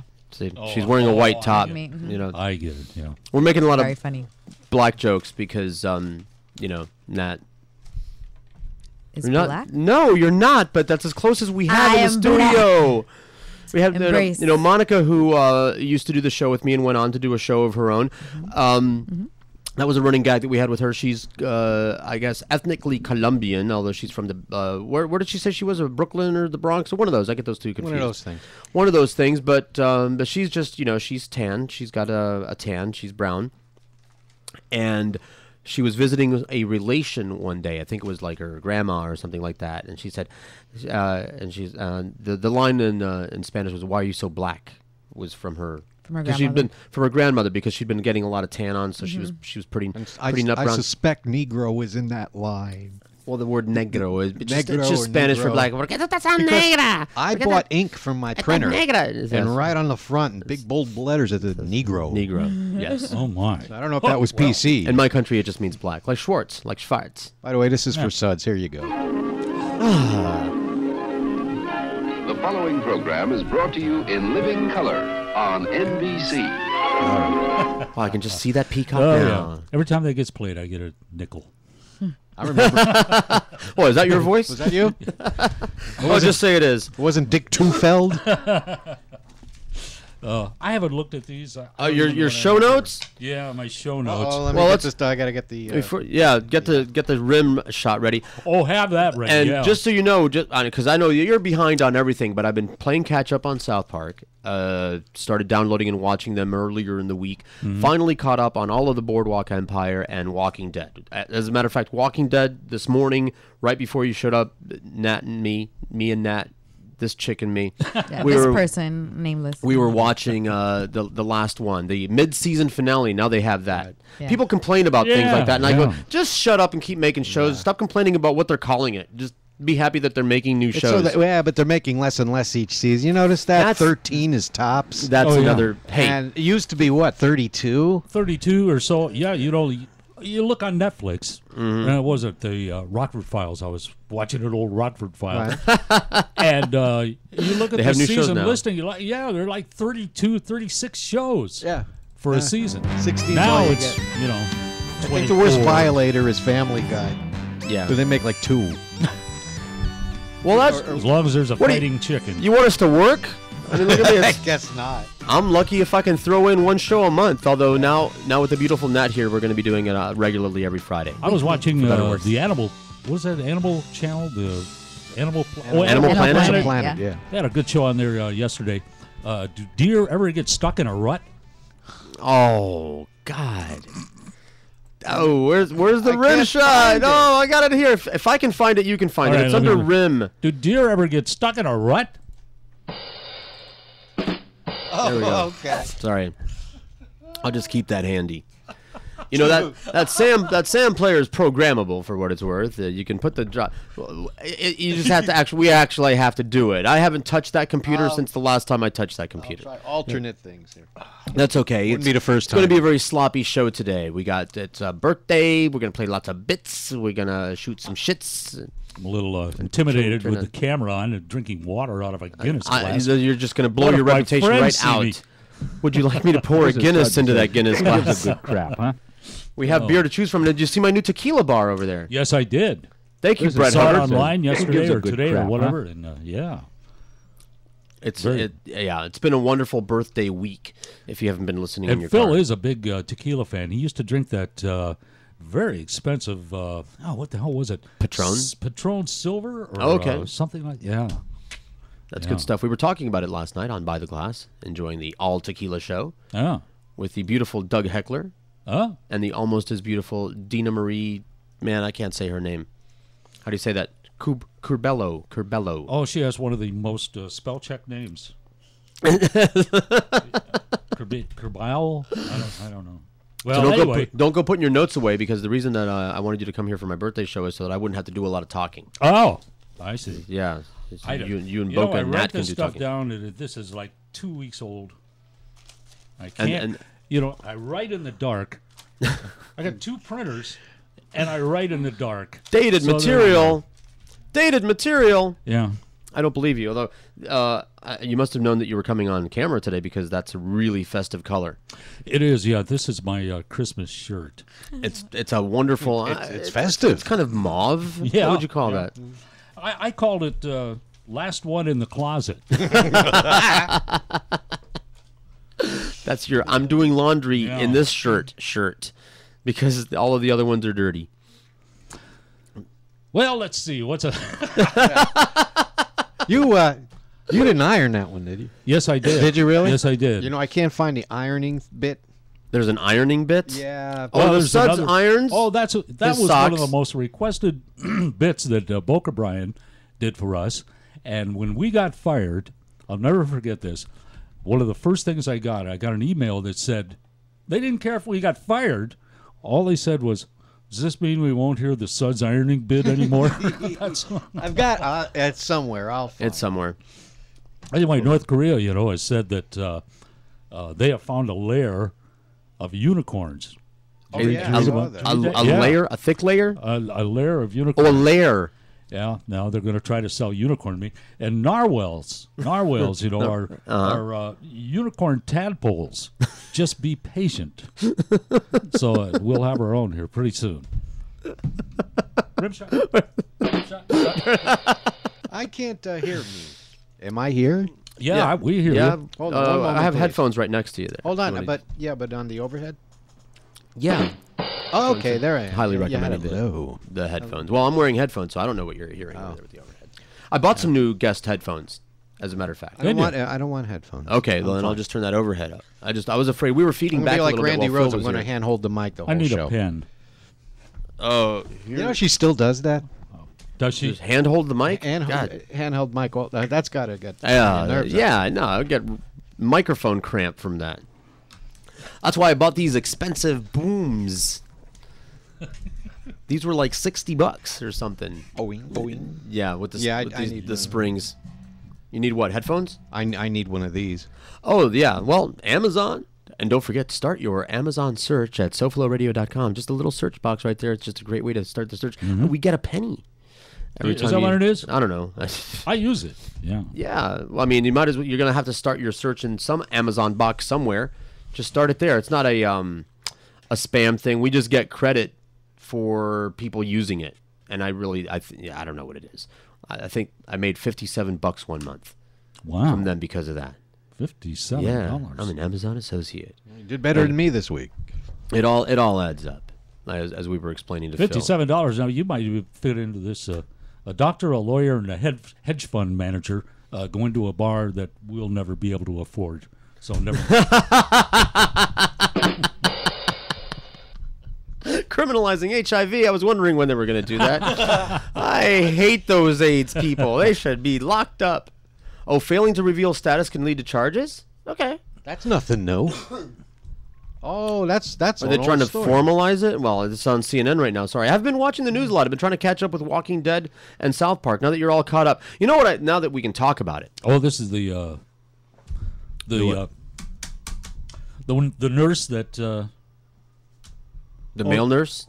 Oh, isn't that what this is about? Convicted criminal transmission of HIV. What? Netflix faces SEC probe over Facebook post. Oh, what? Leave that Netflix alone. I'm telling you, I love Netflix. They made I'll my video wrestle you to the ground and made my video collection obsolete. Have either one of you? I know you got to get caught up on a lot of shows, but have either one of you seen? What is it? Oh, American Greed. No. Oh, Jesus! I was told to watch it. I was told to watch that show, but from the description, I think it's going to make me very angry. No, you'll love it. It's about rich, middle-aged white fucks who wear the nice suits and very smug attitudes in jail getting raped with a plunger. You will dance at the end of this thing. And for example, Saturday morning show. It's a feel-good show. Last week they did Lou Pearlman. You already know that's Big Papa. Won't see him no more. And my favorite one was a guy in Jersey who went to a PNC bank, wrote out a personal check to put in his account for $25 million. And get this, they cashed it. All right. They cashed that check. 25 mil. Wow. What do you say? Small bills, please. Let's roll on up to a Wells Fargo. Yeah. They No, I thought they were talking about the nurse who committed suicide. That we were talking about that with Phil. Yeah. And over the crank call. When they showed the picture of the jocks in Australia, I knew I recognized the blonde, and her. These people. Today FM. Yeah. Because I listened to them a couple of times a month. Yeah. She's pretty, and yeah, I'm a bad person. Well, let me put it this way. Oh, she's got a wrist tattoo. See, anybody with a tattoo. That's a good picture of her. She's a little. What? What's the word? What are you fishing around for? Ugly, skinny, ropey? That's where Natalie's has a distinct advantage. Over all of us, yeah. She's She's young in and radio that are hot. Yeah. Was that the Fuller Brush Man? Yeah, I don't know. I'm expecting on the air. I'm expecting a FedEx package today. They're banging away. I don't see no FedEx truck. It's the holiday season. When somebody says banging away, I perk right up. Maybe it's Wilson. It's the holiday season, and I am I order things, or it could be Brett Hubbard showing up to give me some money and more tequila. Okay. Well, it's very popular. Oh, I'm so embarrassed. Hey, Carl, how you doing out there, buddy? I'm over here doing by the glass, and so people know that I'm spending a lot of time here at the studio anymore. You mean to tell me we had Phil Hendry call in? Yeah. We have Suds here. Right. Where are the calls? I don't know. 954-99-0036. Call in and wish George a happy birthday and say great show, Suds. But anyway, so one of my a guy I know. How's that? I might have to amend his status as friend. Knows that I'm here in the evenings now. Sees the lights on and then just walks in. Oh. And I'm doing a live radio show, and these are people that know. Oh, thank you very much. These are the people that know that it's supposed to be a live radio show. I'll take that, please. And who knows what else you could be doing. Hello, SoFlo Radio. You ask for a call, you get one, just like that. Okay. Just like that. It ain't no crook. It's Captain Hook. Hey, Captain Hook, how are you? Good, buddy. It's been a long time. We haven't talked yet, but we've been emailing back and forth. How's the medicine show doing? For the last 3 months, and it's the first time we've talked. Absolutely. Well, welcome to the show, and your picture came up right here, and I've only seen a small thumbnail before, but once you answer the phone, it gets all big. Where do you buy your wigs? That's real hair. That's real hair. Wow. I need to cut off. It's like 3 Dog Night. Boy, I mean that's some hair because mine's gone anymore. You've heard of the haircut called the fade. I'm working on the fade out. I'm fading my hair out. I'm gonna be a skinhead, and then I'm just gonna get a tattoo of fire on my head. Well, I got to tell you, happy birthday! Thank I hope you. This year is going to be better for you than it has been in the last. And you're right on the cutting edge here with SoFlo Radio. I couldn't believe it. Phil Hendry calling in. You got Suds there. It's Absolutely. Like well, my Boca. Rolodex is fat. If I had thought it through, and I could even right now, if I wanted to dedicate myself to it, get like other celebrity callers in there from the good old days from when we were on terrestrial radio and we used to be famous. Remember that, Suds? No. So yeah, there's still a lot of us out there that remember the good old days. I know, and thank God for that, because we'd be nowhere without our original audience that followed us over here. And our creditors remember. Yeah, that's hey, you can't get what's not there. There's I've discovered a higher law than the law of the land than America. It's called physics. You can't create something that isn't there. You can't just wish it into being, like the money to pay the creditors back. Sorry. Hey, thanks for all those meals. Well, I'm glad to hear the station's going into black and you're doing okay. Yeah, well, it's not, we did this. We weren't taking it very seriously at first. The whole idea in the beginning was an online demo, an ongoing online demo that we could point prospective employers to demonstrate what our show would sound like. Just tune it in. We're doing it every day. We could just go from there to your place. And it became... at first it was like, a desperation. It's like, well, we're just going to keep doing this until a radio station appears in this town that will accommodate a general interest talk show that isn't right-wing politics or sports. And we're still waiting for that to happen, first of all. But now I don't care so much anymore, because we're not the only ones. I mean, 3.5 years later, everybody else seems to be doing the same thing or moving in that direction, because radio has kind of taken itself out of the game. Yeah, the corporations have just destroyed it. It's just when the bean counters take hold, that's pretty much the end of it. Yes, indeed. And they were really smart. It's like, the economy's lagging, and we're not selling as much inventory as we used to. Our revenue is down, so let's remedy that revenue loss by firing the talented people that make the product that our advertisers want to support. Oh, gee, look, our audience went away. Where did they go? Oh, they went to the internet. Now that you're not producing anything quality anymore, they just went to the internet. Oh, well, our response to that is let's just stop trying altogether. We'll really save money. And now with the iPhones, I know we have a new Hyundai Sonata, and with the Bluetooth and the iPhones, I can listen to SoFlo anywhere I go. Well, I've been listening for years. As soon as Bluetooth became available, the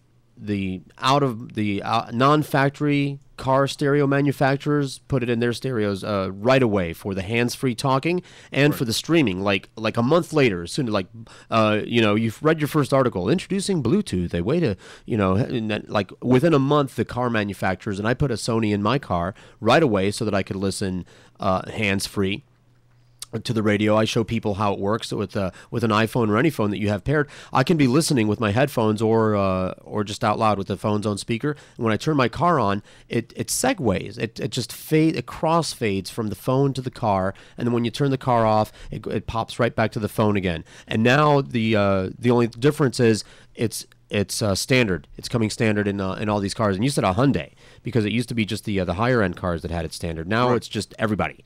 There's no such thing as not having it. Next 4 or 5 years, you're going to see internet in all the cars. A friend of mine just bought a new Challenger, and he has internet in that, and we can pick up the SoFlo through that. Mm-hmm. Yeah. And it's not long. Even Publix now has a Bluetooth on their carts. Yeah. Well, they do all have Wi-Fi in them. So it's just, yes. Yeah, that's right. Yes. And the 4G receivers are getting to be standard, which we're all very happy for. And so what's the point of going back to terrestrial radio unless they're going to pay us, which we're going to try. We're going to do that. And I might as well start promoting it. Monday, right here from 12 to 3, Nicole Sandler will be in the studio, and we're going to be doing a live demo to see if Clear Channel has any interest in us. Oh. Although, I'm not... we're going to try, because you got to try. You got to try every opportunity as they come along, but... I can I'm over here in St. Petersburg. Clear Channel has a couple stations over here, and they're not very good. Oh, gee. Well, that's an improvement over what we have. Well, we have 7 here that aren't very good. You've got not very good. We've got blow. Yeah.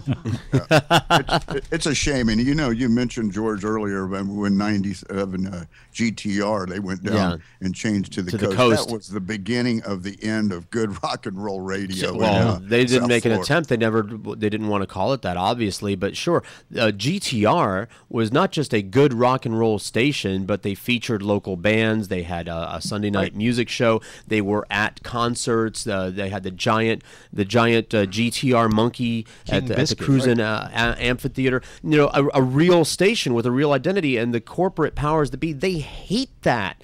They really hate that high maintenance. 1, 2. You're going to Los Angeles, kiddo. There you go.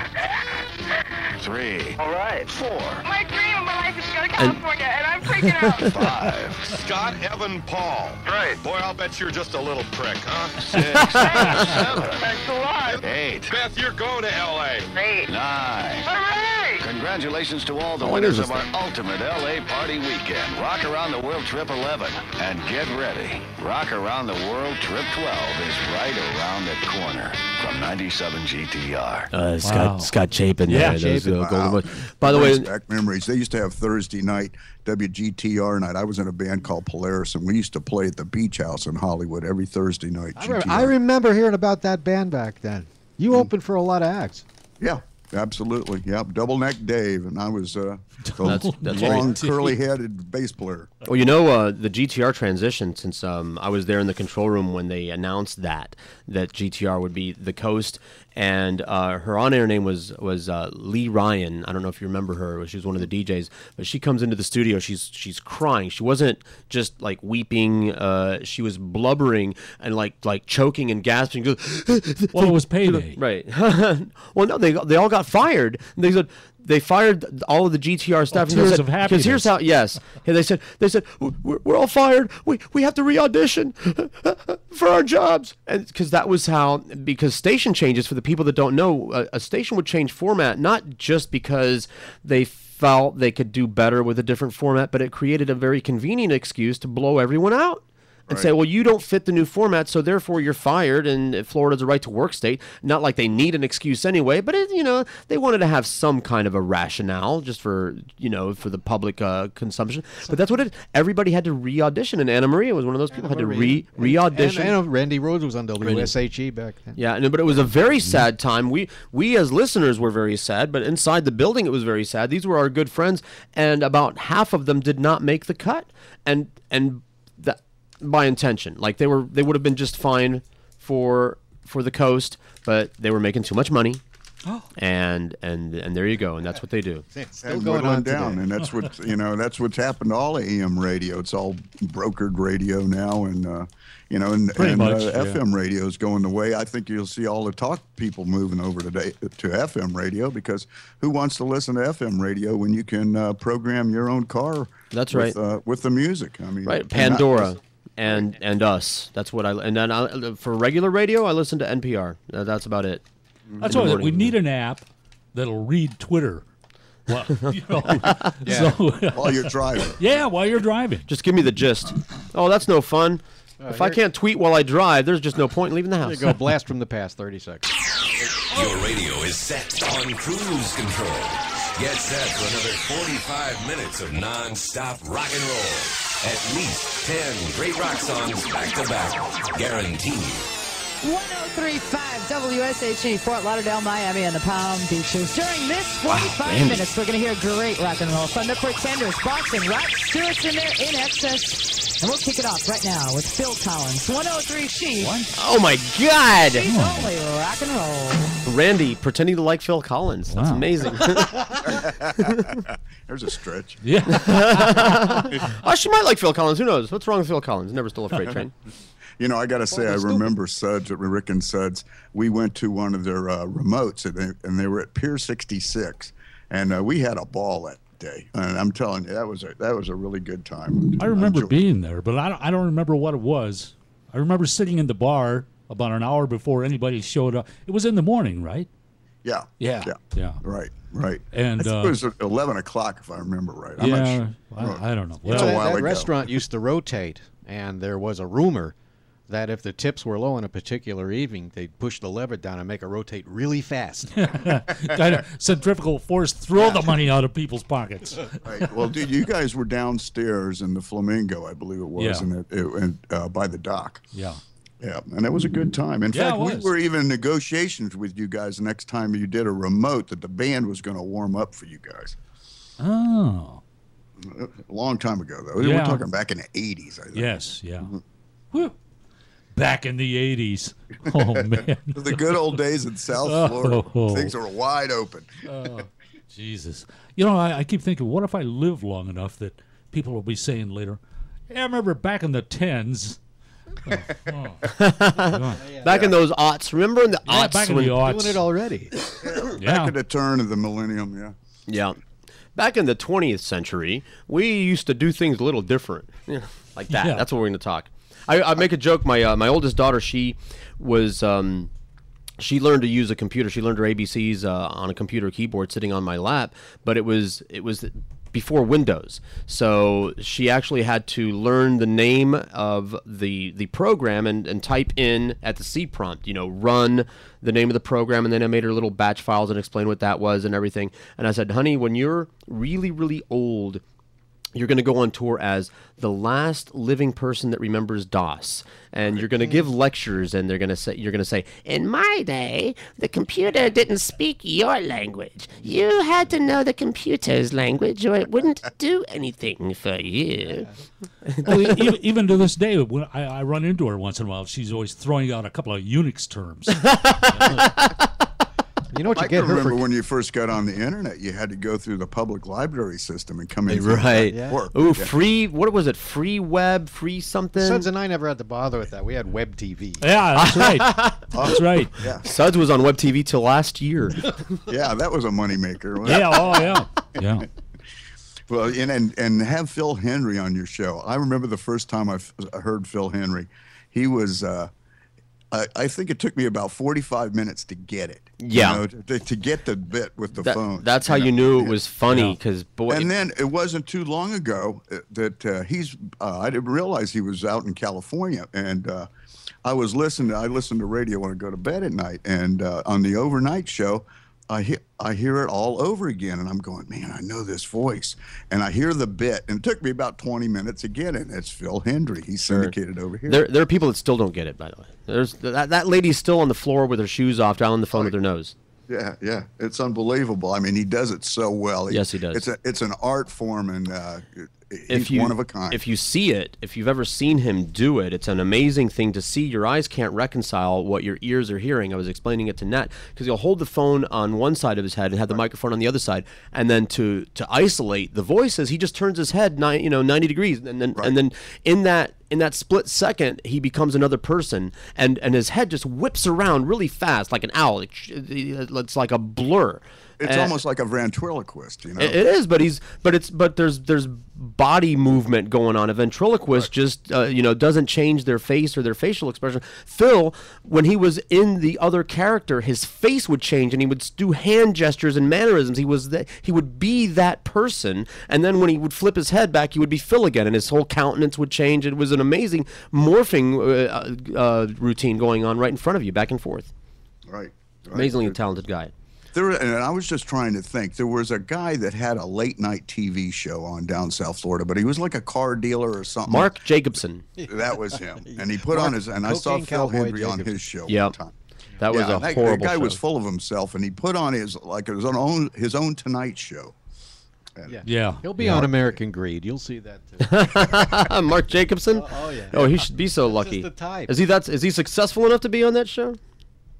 Is the guy still alive? Do you watch that show, American Greed? Yes, I do. Oh. Then you know what I'm saying. So is it worth it?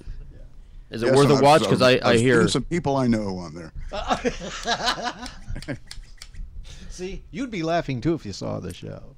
I don't know if, because this is what came in the mail. Nat went down, and I told you there was a knock on the door early in Captain Hook's call. My tailpipe And this extension. is, I want to thank the mystery person. I know who it is, but I'm not going to say on the air, who gave me this wonderful, wonderful birthday bong, and I'm holding it up for the camera over Look here. at that thing. Wow. It's high tech. I was told this person here. By the way, here's how you get a present. If someone's trying to explain a new piece of technology to you, don't understand it.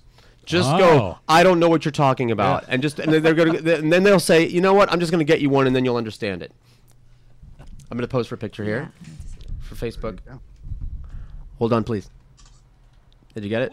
Because this is an amazing thing. It's a jet filtration systems, and I still don't understand that. I think it's a waterless bong that with a I don't know how it works, but we'll be getting into this. Yeah, the old Jamaican saxophone. Just. Well, George, you have a great birthday. I'm just going to give myself a shameless plug. Please do. Tune into my show tonight. It'll be the last one of the season this week in auto racing at 6 p.m. That's right. Right here. And we're going to figure out what we're going to do for next year. We got to make it make sense. Do something. Yeah. And you've been such a great caller. I'll give you one for the road before you hang up. Ready? Ready?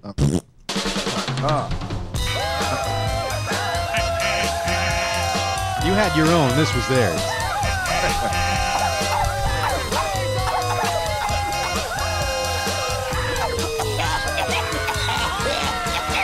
Woke up this morning, gonna have some fun. Wrecking a house on a home invasion. Gonna drink lots of beer, gonna pee on the floor. The cops will be called by the neighbors next door. Home invasion. We'll go in the bedroom, we'll knock down the door. We'll look for your rubbers in the dresser drawer. Some call it a riot, some call it obscene, but it's just a double shot of Herman and McBean.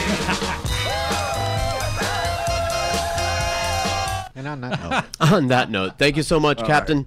All right, buddy. 6 o'clock this week in auto racing with our very own Captain Hook. It's 2 o'clock. We're all at 3 till 2 on SoFloRadio.com. Yeah, well, .com. Well, he meant .com. Oh, yeah. Join the radio revolution. SoFloRadio.com.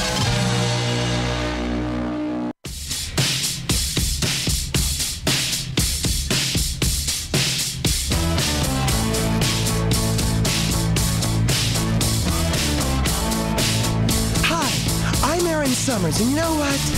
You got me talking on the passion phones. Tell me the story about how you got blown. I got you down. Yeah. Holy cow.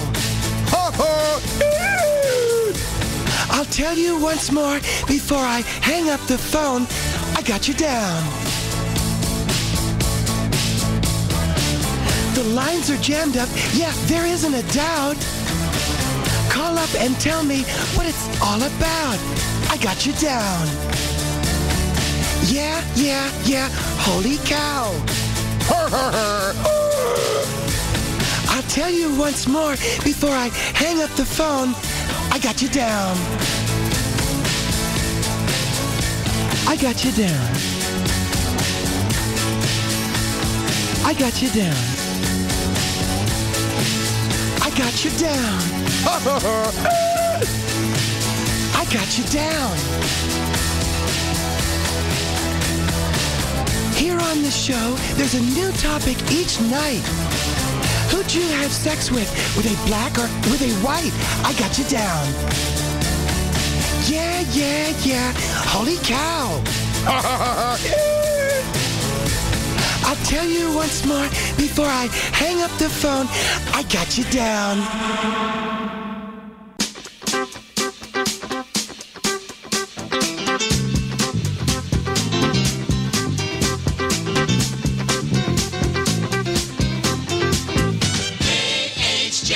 Your love life will be sweeter if you wrap your Peter. Keep a ring in your wallet every day. If you don't think you love her, you better use a rubber, because in National Condom Week we say, if you think she's spunky, cover your monkey before you attack her. Wrap your whacker, cover your stump before you hump. Don't be silly, protect your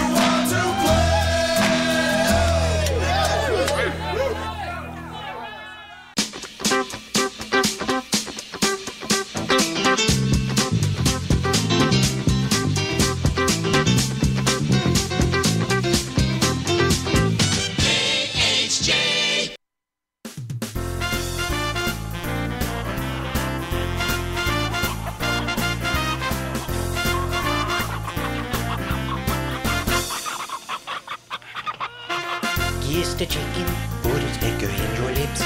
Kiss the chicken, wrap 'em all around the tip. Kiss the chicken, get it in a grip and then just hold it. Kiss the chicken, plant the big one as you stroke. Kiss the chicken until you make the chicken choke. Kiss the chicken, show it that you care until it knows it. Avian floor will make you dead when you give a little head to a chicken infected that way. Be afraid, be very afraid. Kiss the chicken around the neck as you pull. Kiss the chicken and hang it till your mouth is full. Kiss the chicken, careful not to do it wrong and blow it. Oh, sorry, I'm a little bit distracted by the water pipe that I got in the mail. But Brett Hubbard from By the Glass is joining us on the show for a real quick second. I want to let everyone know this came in the mail. I have no idea who sent it. It's obviously a very high-tech water pipe, and the reason that I know that it's a water pipe, in case anyone's confused, it's Sub-Zero brand. Read right here. It says. What does it say? Sub-Zero. What does it say? Right under Sub-Zero, it says precision engineered for tobacco. See? Not making that up. Lucky I brought some, huh? Brett Hubbard, ladies and gentlemen, please take advantage of the microphone and yes. Well, thank you again for the tequila it's an bar. Absolute pleasure to be here. Instant tequila bar for my birthday yesterday. We did pretty good last night. What do you say? It was an amazing thing. And then afterwards, I went down to Vino, downtown Hollywood. Remember how we were talking about don't mix tequila with anything? It's very jealous. So I drank a whole lot of wine. That's exactly what you did. I drank a whole big mess of wine down there. Fantastic. Oh, there were beautiful women down there, and they said, "Hey, George, drink wine." They could have said, "Drink this acid." Because that's how beautiful these women are. Drink this; it's poison. It'll kill you right now, and I would have done so. Of so course. It was a wonderful birthday Thursday for me yesterday, and a birthday show again today. But why don't you tell the audience about By the Glass, as if I haven't spent enough time? Well, I'll tell you what. Thank you so much. Yeah, By the Glass is really a show about beverage culture, and it's something we do every Thursday at 6 here on SoFlo Radio. It's become a real culture in South Florida to really enjoy great beverages, which is kind of what we do when we go out in our everyday lives. So I wanted to take that to the people and bring other people into the fold. I think that's what's really important, is that people understand that it's kind of everywhere and it touches everyone. That kind of sounded dirty, didn't it? But, we touch everyone here. Okay. But good culture of beverage touches everybody. And whether, like I said, you're going out to a ball game, drinking a beer. I mean, look at these great jingles we're listening to. You know, beer is good for you. It certainly is. And it's something that I think people need to realize. And that's what we're bringing to them. It's a fun show. It's an educational show. I've learned a lot. Not enough to be a wine snob yet, but I'm not a wine rube anymore. And also with beer, I learned what kind of beer I like. I like the malty, not the hoppy. Right. So even if you are a snob or a sude, you don't know more than Brett, and you're not going to know more than the experts that he brings on the show. Whenever we're breaking down whatever it is that we are sampling on the show that night. So it is something to listen to, watch, drink along with us on Thursday night, and it's a great way to kick off the weekend early. I like to think that it's also a lot of fun, too. George, as George states, yeah, there's a lot of technical stuff if that's what you're into, but I try to meld it all together and bring in people that are fun. I mean, look at last night, a real party show. Absolutely. They're party shows. We had the cinnamon whiskey on. You know, we're having all the different tequilas on. We're having a good time. We're doing shots. We're making drinks right there on the table. A lot of fun stuff. I throw a little technical in there too. I let the people explain to you what they want to get across, and we have a great time, and we tie it all in together so that it's educational, fun, and it's somewhere you really want to be. And I think that's what really comes across. I really like the technical stuff, and if anything, it really justifies the show, so that it's not just an excuse for a bunch of guys to get liquor. Yeah, well, it's really one of the best rackets I could have got going. People come to me. People pay hundreds of dollars to go to these classes and learn all about beer, wine, and spirits. We have them come to us and bring product. Well, broadcasting is a racket. You just took it to a whole new level. It's really an amazing thing. My hats off. I would toast to you, but we did plenty of that yesterday. Yeah. All we have is our water today. I'll toast my water pipe to you. A salute to Brett with my new indestructible fancy water pipe that mystery person sent to us over there. Thank you so much for stopping by. Thank you so much. I'm going to happy birthday. Boot out of here. You're a busy man on the weekdays. Yes, I am, but you guys have a great show. Happy birthday, George. Thank you. I told her to warm the seat up for you. Hope she did a good job. Take care. Thank you very much. Brett Hubbard, every Thursday, 6 o'clock, 6 till 7, By the Glass. It's live, and then you can catch the audio or video on demand at bytheglassshow.com, or just go to SoFloRadio.com. Any show that you're interested in on SoFloRadio.com, just click on that show's show box, or schlogo, as we call it, and it'll take you to their own show page, which will explain the show and how you can listen to repeats, replays, and if there's video, that too. All of the By the Glass shows, all of the shows that we do now are also getting posted on YouTube right away, right there on the SoFlo Radio YouTube channel. Thank you, Luis the Artiste, for doing that. Speaking of Luis, don't forget the powwow every Monday, Wednesday, and Saturday here. And then Byron, you can call back now, Byron. Did you see the... No, I did not, Byron. Should I play it now? I'm talking to myself over here. He's typing me little messages on Skype. Come on, Byron. You can call back now, or I can call you. I told him to, hey, we've got to... damn Oh, this is... next time. Yeah. This is, we'll start a little earlier and debug. This is just, where's the promo for By the Glass? Oh, it's that I know where it is. It's in the Dropbox. It's over there. It's in the Dropbox. Okay, here's where everything is. In the Dropbox. Oh, hey, Byron, I got to hang up on you now. Sorry. Caller, Byron. I want to talk to Byron because he called Nicole back then, and she called him caller. Well, Byron. we're going to talk to Nicole first. Oh, okay. How's that? Hi. Hi, Nicole. Happy birthday. I hear she's going to be on. Sorry, Byron. I had these guests lined up. I'll fit you in before the end of the show, Byron. I love you. But, Nicole, this was a pre-arranged thing that we were going to be doing. I was going to call your show yesterday, my show today, so that to prep the audience for that thing we're doing Monday. The thing we're doing. Meanwhile, did you hear what went on at Clear Channel yesterday? The mass firings. We were just talking about it this morning. Locally? Oh, my God. Everywhere. Oh. All around the country. It's, Clear Channel's way of saying Merry Christmas. Did that last year, too. Yes. Yeah, they did. Yeah. That's a wonderful place. They know they're your feel-good company for the holiday season. They're wishing you a Bane Christmas. There's the next Christmas bit you can do. Yeah, although I don't think we should talk about this on the thing Monday. No, we love Clear Channel. They're so awesome. You know all those people that got fired? They sucked. They deserved it. They had it coming. No, they didn't, because I've been there. I've been part of it. I was in the first wave of firings after Bain took over. Yeah. So I've been there. Well, we were talking about when Cox turned GTR into the coast. They fired everyone, and you've seen that before, that angle. You're all fired. You can reapply for your job, and then we'll decide if we want to hire you for the new radio station that we're replacing the old one with. It's like they did that with this company called Sensata. Sensata didn't offer anybody else to apply back. But Bain has done this time and time again, where they bought a company, fire everybody, and then you can reapply for your old job at a lower wage. Sure. Yeah. Well, not just a lower wage, but reduced or eliminated benefits. Hey, just start over again. No parking spot. Oh, parking spot. Yeah. Listen to you, Mr. Royalty. Damn them. Yes. Yeah. And what's the status on Sensata? I haven't heard anything. Sensata closed up shop, I think it was November 5th, and all those jobs went to China. And the workers at Sensata had to, train their new Chinese replacements. Yes. Yeah, wow. That's nice. Shown the door. Hey, raise your hand if you haven't done that. See, Yeah. I've done that. I've done that. Yeah. I don't We've speak all that done. Chinese so well, so I couldn't have done it. Everything in Chinese sounds like har, har, har.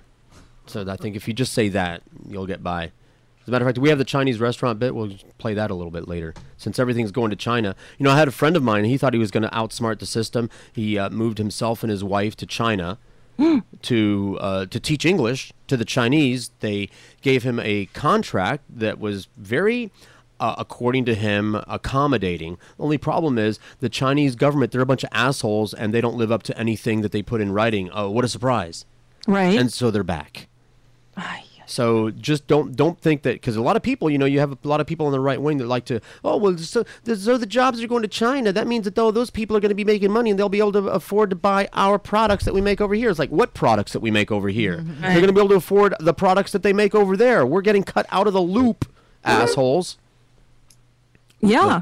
So Anyway, we spent the first, I would know, I'd say the whole part of the show, including the phone call with Phil Hendry, ripping into terrestrial radio, corporate radio, and Clear Channel in particular. So I think I'm all in the mood for sucking Clear Channel ass to try to get a job there now, right?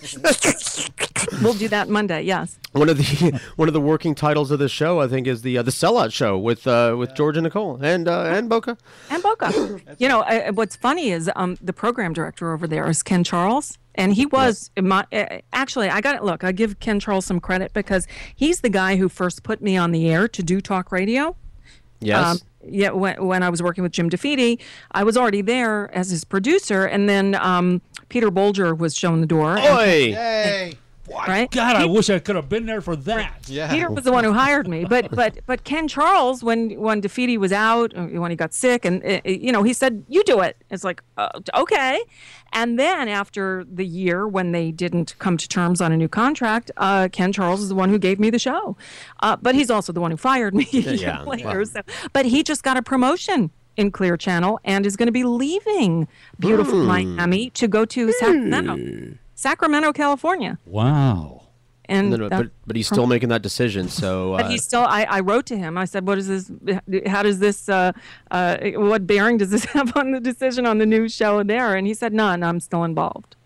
Great. Okay? Well, we'll give it a shot, whatever, because we need the money, and broadcasting is a whore business. Right. Like you know so where many I others. was earlier today? No. I was out taking all my old gold jewelry to see what I could get for it. Did you see the South Park episode? No. Oh my God, there's a South Park episode. I just watched it last night. I've been playing catch up, where they explain the whole industry between the home shopping television things and the pawn shops and the India gold industry that makes all that cheap jewelry that they sell on there. You have to see it. That just reminded me of it. You're part of the chain. You're part of the system, the cycle. Yes. Well, David has all the South Park's DVRs. There you go. I can go looking. Yeah. But you'll love it. We can get about $4,000 for our gold. Wow. Yeah. I wish I had some he gold. And I, we're rolling in the gold. Check my teeth over here, would you, Boca? Oh, I didn't even think about the teeth. With what? Now, a magnifying this place glass. you went to, do they do coins? They probably do. They probably do. I don't know. They go by the weight. I have some rings that have stones in them. They're like, we'll pull the stones out. All we want's the gold. Oh, okay. Yeah. Yeah. Well, that's what they were talking about on the South Park. You have to watch it. It'll speak to your soul. I have a gold post in my kidney.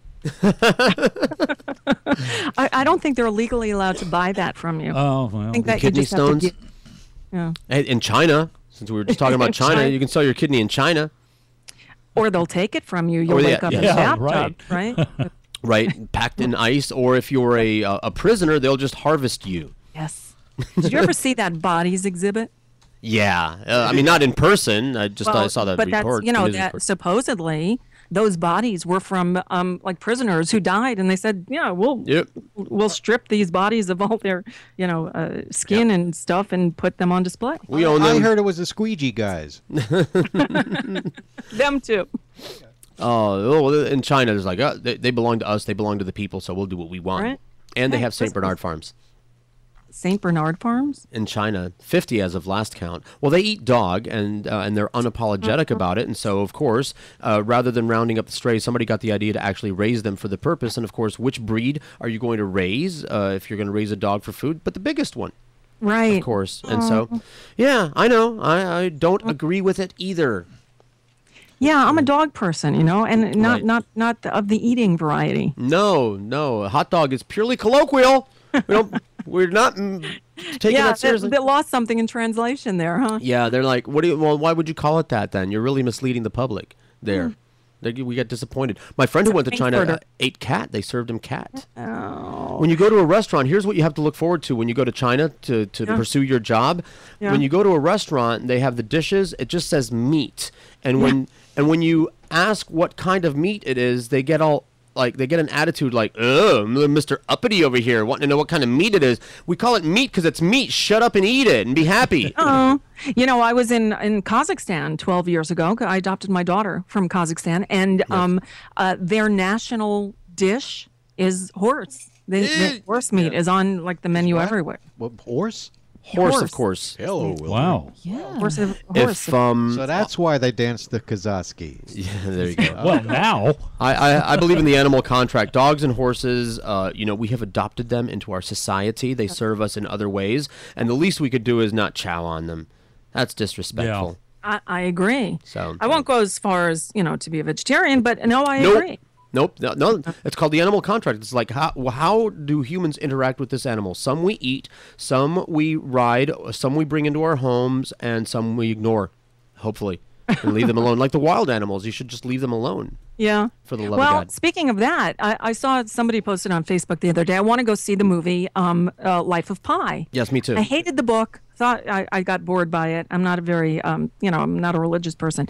But somebody wrote, I wish they would have told me that animals were mistreated in this movie. I had to get up and walk out. Okay, They I don't know. do that anymore. Animals drown or something? I don't know. I don't know. They don't do that anymore, do they? It's all CGI. It's all I thought CGI. It's gotta be. Yeah, I thought it was against the lore.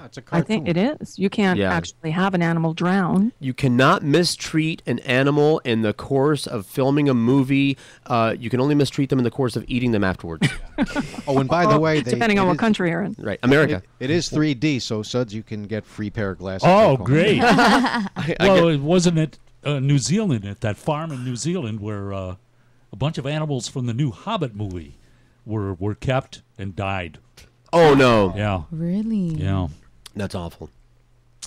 So well, there we reflected on that. Thank you. What a downer. Thank you, Suds, for being on the show today. I love animals. So one more. I just found out yesterday how high I can get before my cat beats me at Words with Friends. Yeah. Damn it. That was another South Park Doesn't episode, take long. The War with Cats. So, Nicole, you'll be here Monday. We'll do a show. We're going to call it the Commie Clusterfuck. Not really. We can't. But no. But this is going to be the challenge. Is because we've been doing this online thing for so long. Is not cursing. Well, I'm going to start practicing. No, I'm not. I was going to ask you that. You want to keep it on the... We're going to try to. Yeah, we're going to make it... And in fact, can I just read to you what the ad says? It says, let me find it, because I actually went on the Clear Channel website to see if they actually had an ad, because after all the layoffs yesterday. And the ad is still there. I got to say, I never heard the show that... Schnitt? Ostensibly, no. Apparently, Schnitt is on at night. There was a guy named Rich Manaya or something on in the afternoon. Me either. But listen to this. This guy's smart because he got blown out like last week or something, right? Okay. But his name is in there on all the lists of the people who got blown out in these mass layoffs yesterday. Okay. So he's pretty smart. He's saying, "Hey, I was part of that." But actually, the job was posted before this happened. But I would have done the same thing. Yeah. Sure. No, they didn't really fire me. No, I was part of the layoff. Yeah, on WIOD, it was Suds who replaced Bob DiCarlo. 3 people got That's that. an inside. This is very inside. Hold on, I'm going to find you the job posting. I thought you were going to Google that joke. No. Meanwhile, Suds can probably go for this job too, but yeah, Suds, let's go. I don't want to give you any ideas. No, more because Clear I need the Channel money. for me. Okay, Suds is 80 years old. You can't tell. But give this man a here's the newspaper, he's got a whole show. Okay. News Radio 610 WIOD is looking for a next spoken word star for PM Drive in one of America's great cities to live. The show needs to be driven by a dynamic personality who produces a creative, contemporary, resourceful, marketing savvy, entertaining show that will shake up the market on air and online. The show should balance service elements with strong opinions, humor, creativity, and imagination. The show needs to keep people listening in their cars even after they've already arrived home at the end of the day. Talk show experience preferred, but if you are an FM music star and have the chops to make the switch, we want to hear from you too. But wait, the requirements, job requirements. You live, breathe, eat, sleep, news, and pop culture. Must be a fast learner and self-starter, capable of doing more than one thing at a time. Must have on-air experience in any format, entertaining an adult audience without being too risque. Yeah. Oh, well. We can do that. We got kids. We know how to turn it on and off. No, in fact, one of my topics, because I've been making notes of things that we could talk about, and one of my things is, George, you're a better mother than I am. You are. Oh, thank you. He's been called Better that. mother And he has than I am. breasts. So I need mother. You know that, and that's a thing that everybody can relate to. Thank We're you. both Thank sort you of for noticing. moms, and you're better at it than I am. So I need- have a mom's club. I take care of other know. people's children who are too busy or just really not interested in doing kitty crap. I got a mom's club too. It's called a pipe. Suds Coleman, ladies and gentlemen. Yeah, I think we qualify. We so qualify for everything in that ad. We do, and but have done it without being too risque. So we can take it to the line, but not over the line, been because there. you know Let me- Irving and Boynton Beach is going to get a little offended. Let me tell you something that's in my resume. It's a paragraph in my resume. And all of my years of broadcasting since 1982, I have never done any of the following things: gotten the station fined, said anything on the air that I should not have said, lost a client for saying something on the air that should not have been said, been called to the carpet for doing something that violated station policy, or up to and including anything bad. I never did anything bad in my broadcast career.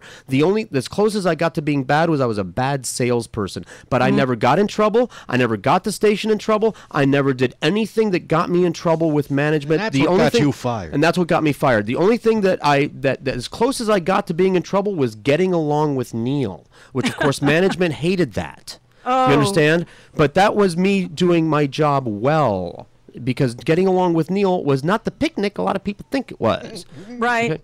Oh, I'm Really? sure it wasn't. Look, Yeah. I've worked with some of those too. So not here. No, I mean it wasn't difficult, but Neil had a way about him, and you better have known your way around that, Sure. Or you would not have survived a minute. I was the last producer that they tried out. I was the lowest ranked guy on the totem pole. I was the last one to have a chance to be Neil's producer before they were going to take an ad out and start looking for more people.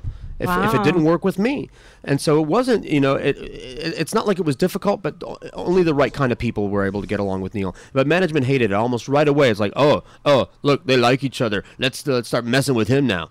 I think the operative word in that ad is humor. Yeah. So that tells me how they're will not they looking know? for right wing. Well, here's the thing. I think they don't want, like, I think they realize that the writing is on the wall for those right wingers. So Yeah. they want something that's not necessarily. They don't want another right wing nut job. They can just move Hannity into I that agree. slot if that's what they wanted. But they also don't want like a flaming liberal like the show I did on across the hall Mhm. there. So they want something in between Right. that's more, a little bit of everything, not just politics, Sure. but people who pay attention to the news. Right. Right? I Absolutely. think we're And we can do balance. We can do balance. I mean, we're not going to be right-wing apologists, but no.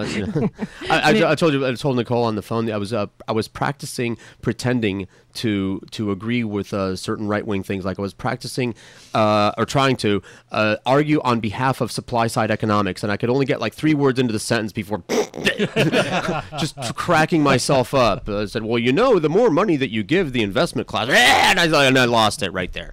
I couldn't even do it. So. Yeah, there are things that we're not going to be able to talk to do, but keeping it clean, I do that all the time. Right. We Yeah, do that all well, the time. Yep, you can. I Of know. course we yeah, can. Right. Right. And for those moments when we lapse, So there's what we're the going to delay. have is a fuck-free Monday. Yes, Yeah. it's going to be all. It's going to be a very clear channel Monday. Well, here. I have listeners to my show who don't get how I fill in for Randy Rhodes regularly, and how I can do her show and not slip and say fuck. Right. Because it's about every third word out of my mouth. Listen, we all do that. People don't understand. We all have different personas depending on who we're What around. show The way you we do? are with our friends, the way we are with our families, the way we are around strangers, and you adopt that persona, and it's just I do it's not a notice big deal. how you shift gears, and that's admirable. I'm like, when I hear you in for Randy, I'm like, whoa, way to go, girl. Because yeah, That's a different there's a person. little difference on the online show. Right. Well, because on my online show, I don't give a fuck. I can say anything I want. Right and on. I don't worry about Yeah. offending anybody, right? Mhm. When I'm doing Randy's show, I'm very cognizant of the fact that I'm sitting in her chair. Right. And so I'm not as radical socialist, communist, Marxist as I normally am. Commie, pinko, anyway. There you Yeah, go. well, I'm wearing a shirt that says "fuck you" on it anyway because I want to take advantage of this medium also. So it's all right here. We're just going to do the 3 hours, 12 to 3 on Monday, and it's going to be fun no matter what. So my audience, please tune in. Nicole's audience, please tune in. Call in. Yep. We're going to keep it light, keep it fun, and see what comes of that. Yes. Yeah. So Right. The Sellout Show with George and Nicole and Boca. I'm going to be taking some Nicole, gag George, and Boca. reflex mints. It's going to be a good show. I think it's going to be the kind of show that we would listen to on terrestrial radio. Yes, terrestrial radio. That's still The around? kind of Okay. show that terrestrial radio down here in South Florida needs. Yes, and ought to have. Needs something. Sure does. It Amen, definitely sister. needs something. All right. Well, good luck to us. I'll see you Monday. Thank you for joining Hey. us on the air today. I'm going to be there early. All right. I'll be here. I'll bring coffee. I got coffee. You got coffee? Bring a bagel. I'll bring bagels. All right. Awesome. Bring bagels. Happy birthday. Thank you, Nicole. Don't do anything I wouldn't do. What was that? What would that be? I don't know. Okay. Please send me a list. There's not much. Too late. All right, I'm going to go back to selling gold. Bye, Nicole. Nicole Sandler, ladies and gentlemen. A talent, a brilliant woman. She's no Joyce Kaufman. That's what Sid said when I was on his show there. that right? But she'll have to do. Joyce I said, no, Nicole Sandler is no Joyce Kaufman. For one thing, her vagina doesn't smell like a rotting whale carcass. 227, SoFloRadio.com. The Nicole Sandler Show, weekday mornings at 10 on the South Florida Radio Network. Bonjour, how can I help you? Yeah, calling for about the restaurant for sale? Yeah, Yeah, What's your name? Patrick. Patrick? Yeah. So thought I supposed to talk to someone named Fu. Who? Fu. Okay, hold on just a second, okay? Yeah. Hello? Hello? Yes, sir? Yeah, who's speaking? Hello? Yeah, hello? Who's speaking? Hello? Hello? Can you hear me? Yeah. You got restaurant for sale? Uh-huh. How much you want for restaurant? Well, you come here to look at it and talk to the boss. I come over, maybe eat dinner with you. Okay. Does that price include all the walks? Huh? Huh? 什么？怎么的说？ You Chinese? Yeah, Chinese. Okay, you come over 对同老板讲啊。对两讲？讲2点半啊。两点讲应该咋样啊？啊？ Yeah. 2点半哈。2点讲了。Okay, how about I get order to go and then I come over and pick it up and look at restaurant? Okay. Okay?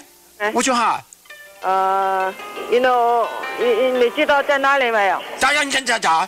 你知道哪里啊？你要在哪？31, 35 South Main 哈。我咋样讲啊？啊？咋讲我咋讲By the Okay, I'll be right Glass. there. By the Glass is a show about beverage culture. Brett Hubbard. What I'm going to do is I'm going to connect the dots on how everything works together. It's really all about how we enjoy things, how we enjoy life, and how beverages play a big part in that. I'm going to bring in people that are going to display their aspect of the culture. I'm going to bring in people that are going to show you different products. We're going to look at places where people go to consume these beverages and how they all interact. Things are built around the actual beverage itself. By the Glass. Thursdays from 6 to 7. Only on SoFloRadio.com. SoFloRadio.com. Give us a call at 954-99-00036. Mobile users call 954-990-0036. Skype name SoFlo Radio. KHJ Los Angeles.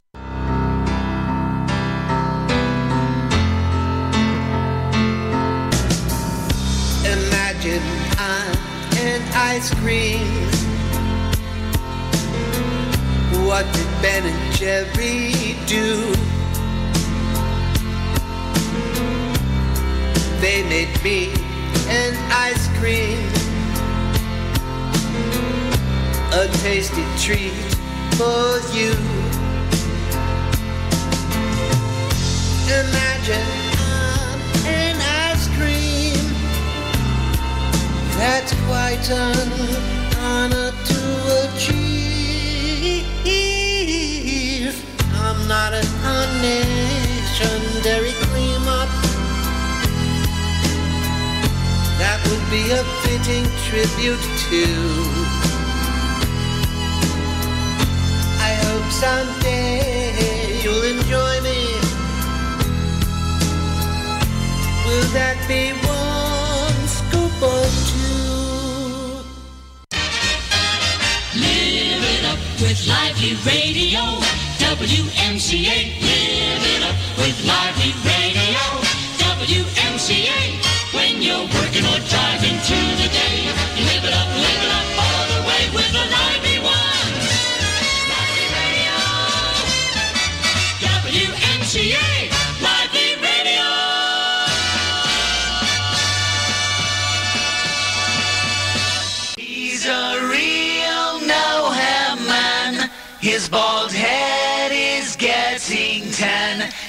wishing he could get some hair from somewhere. Tired of all the baldy jokes, long-haired folks he liked to choke, especially that Bon Jovi bloke with the big hair. No hair man, please listen, your bald head, yes it glistens, but just think of what you don't have to spend on all that shampoo. He's a real no-hair man, he's tried all the hair growth plans. With no luck, he'll take his fate with a bald pate. No hair man, don't worry, just because your head's not furry. No hair man, some girls prefer a head smooth as sand. He's a real no hair man, his bald head is getting tan. He's wishing he could get some hair from somewhere. Happy birthday to Georgie. Happy birthday to Georgie. I powder my balls, and you should too. This is Byron Eggers. Happy birthday to my favorite uncircumcised spick. Happy birthday. Okay, I just wanted to make sure. And hey, I've been putting Byron off. I feel so bad. I'm going to call him up right now. 233, SoFloRadio.com. George Rodriguez, Suds, Coleman, Boca Britt, and the very beautiful Negrita, Nat Alice Jimenez. Yeah, Not we're going to get confused with Nat Birnbaum. Sorry, you know, this is an educational show for Nat. In the subsequent shows, we're going to get into Natalice. Really? Yes, we've got a shoehorn and a lot of camera butter. be on for that? Yeah, absolutely. It's totally perverted and pornographic and just exactly the kind of show that we don't do here on SoFlo Radio. Is that right, Byron? That is absolutely correct, sir. Listen to these. Look at these pipes. Listen to these pipes, boy. If only Hello, caller Byron. If only your show was as good as your voice, man. Hey, Suds, how are you, man? Hey, good, thank you. And it was great listening to Nicole. That was good stuff. I'll tell you what. And what's going to happen Monday? What is this deal now? Yeah, it's going to be the suck up sellout show. Is it going to be starring on terrestrial radio? a Is that spick, why? a kike, and a tranny? And What did the ad say? They wanted to turn the town on Yeah. its head. Well, we're going to try to sound like we don't hate Clear Channel. As a matter of fact, This if is they an hire us, we'll audition for totally the love them. Show at WIOD. Is that what this is? Yeah. I guess they put an ad out looking for an afternoon host. That would be going full circle for some of us. Yeah, right back where I started from. Yeah, but I don't understand. So you guys are going to be on terrestrial radio on? That's No, why we're not you're going to be keep it on clean, or you're just terrestrial gonna radio. practice We're gonna audition for the job, and assuming they pick it up, which yeah. Yeah, I I'm doubt it. sorry, but that's hilarious. Yeah. It's you know, it's funny that people think that you can't do one if you do the other, and it's just not true. I mean, Of course it's not true. I went back and forth from internet radio to terrestrial radio.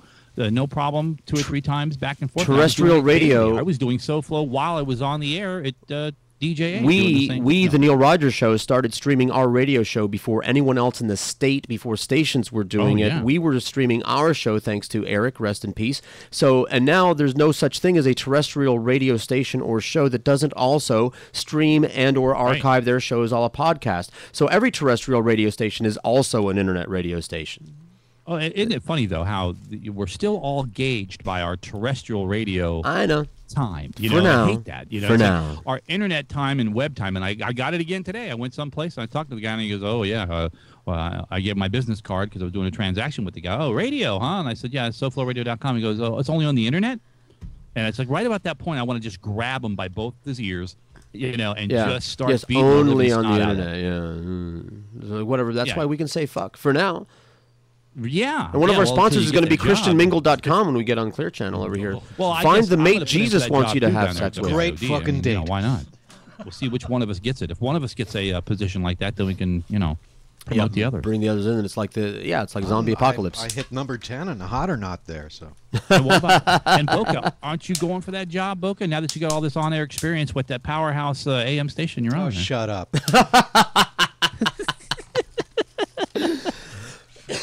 Hey, what about your show? I never got the call, you know. What was that? I never got your call.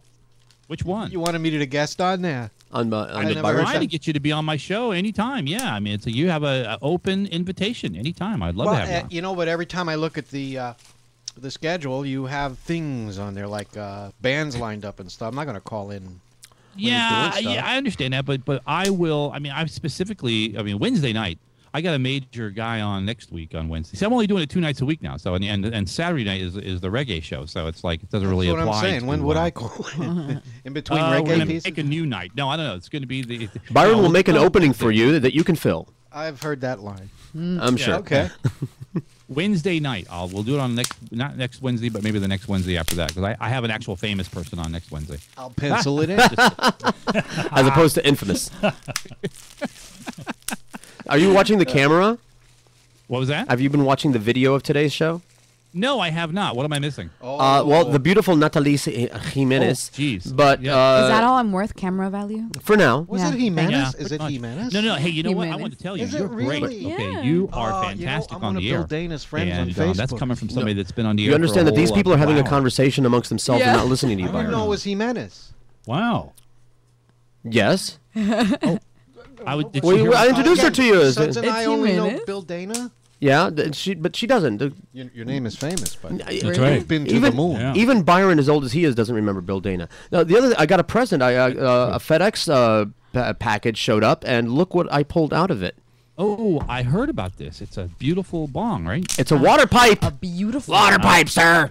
Remember that story? Yeah. It says right on it, precision engineered for tobacco.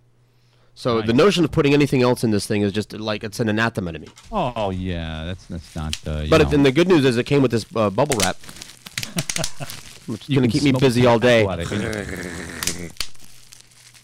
Yes, but this girl that's on with you right now, yes, Jimenez. Natalie Jimenez.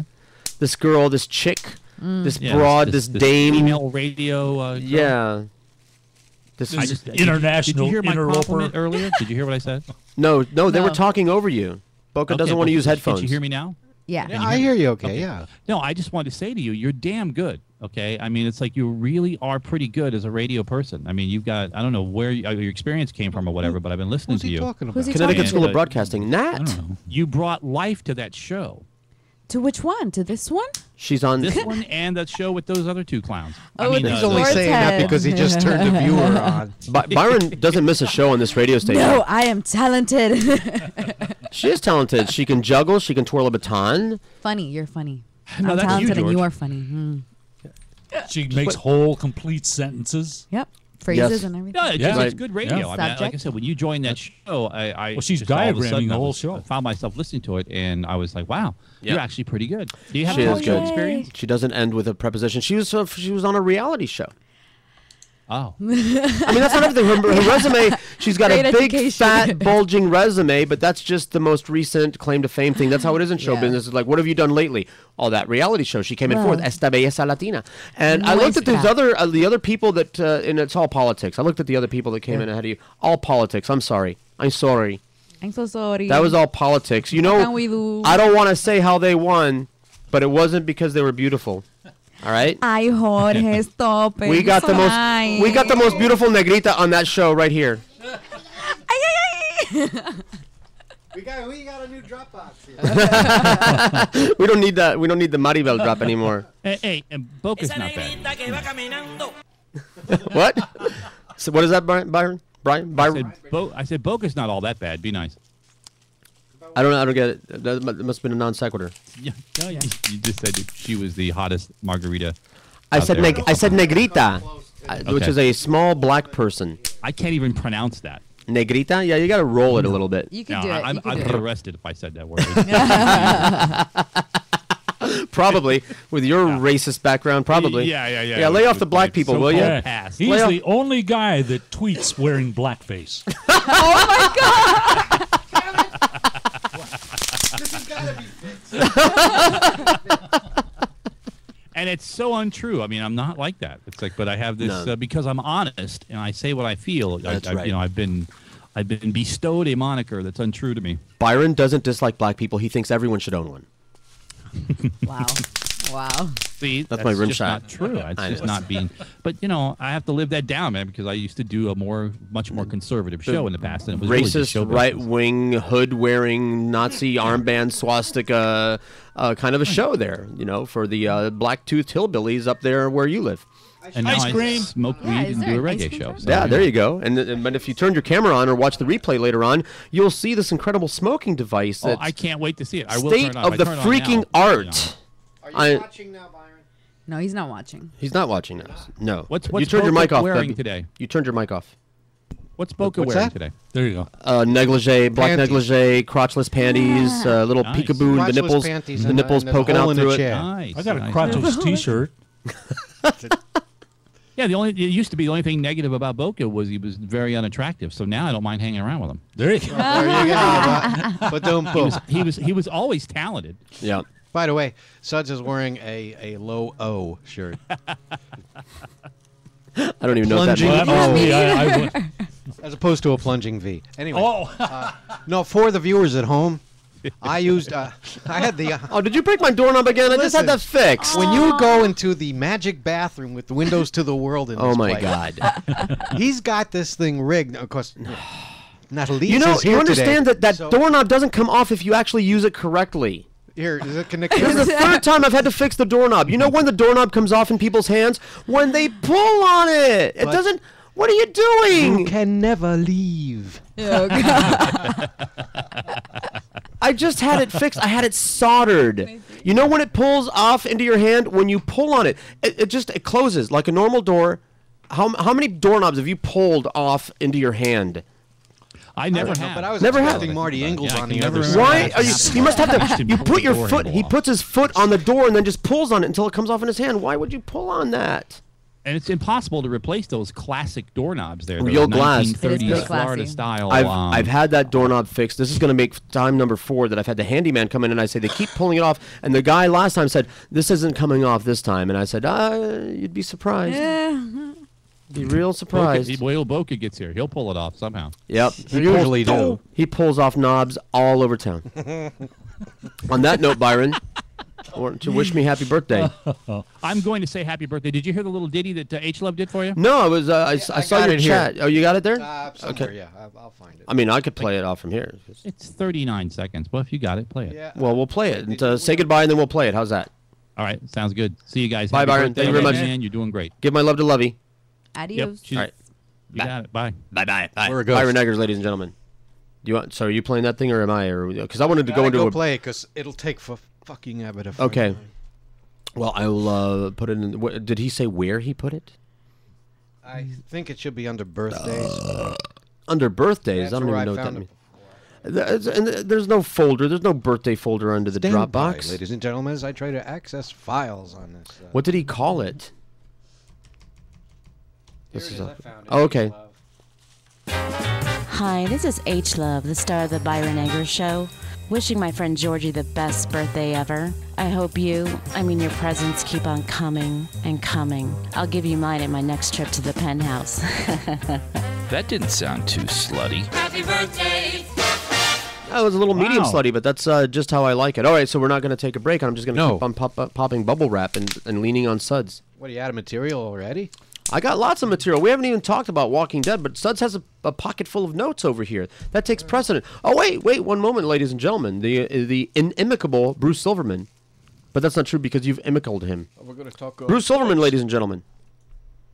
Bruce! Very much. Thank you. Yeah. There you are. Bob Costas. I'm talking to you, birthday, Bruce. my man. Thank you. Thank you very much. Seems like you are enjoying it a little too much. but I've there's had nothing wrong with that. an incredible birthday week, and it's not over.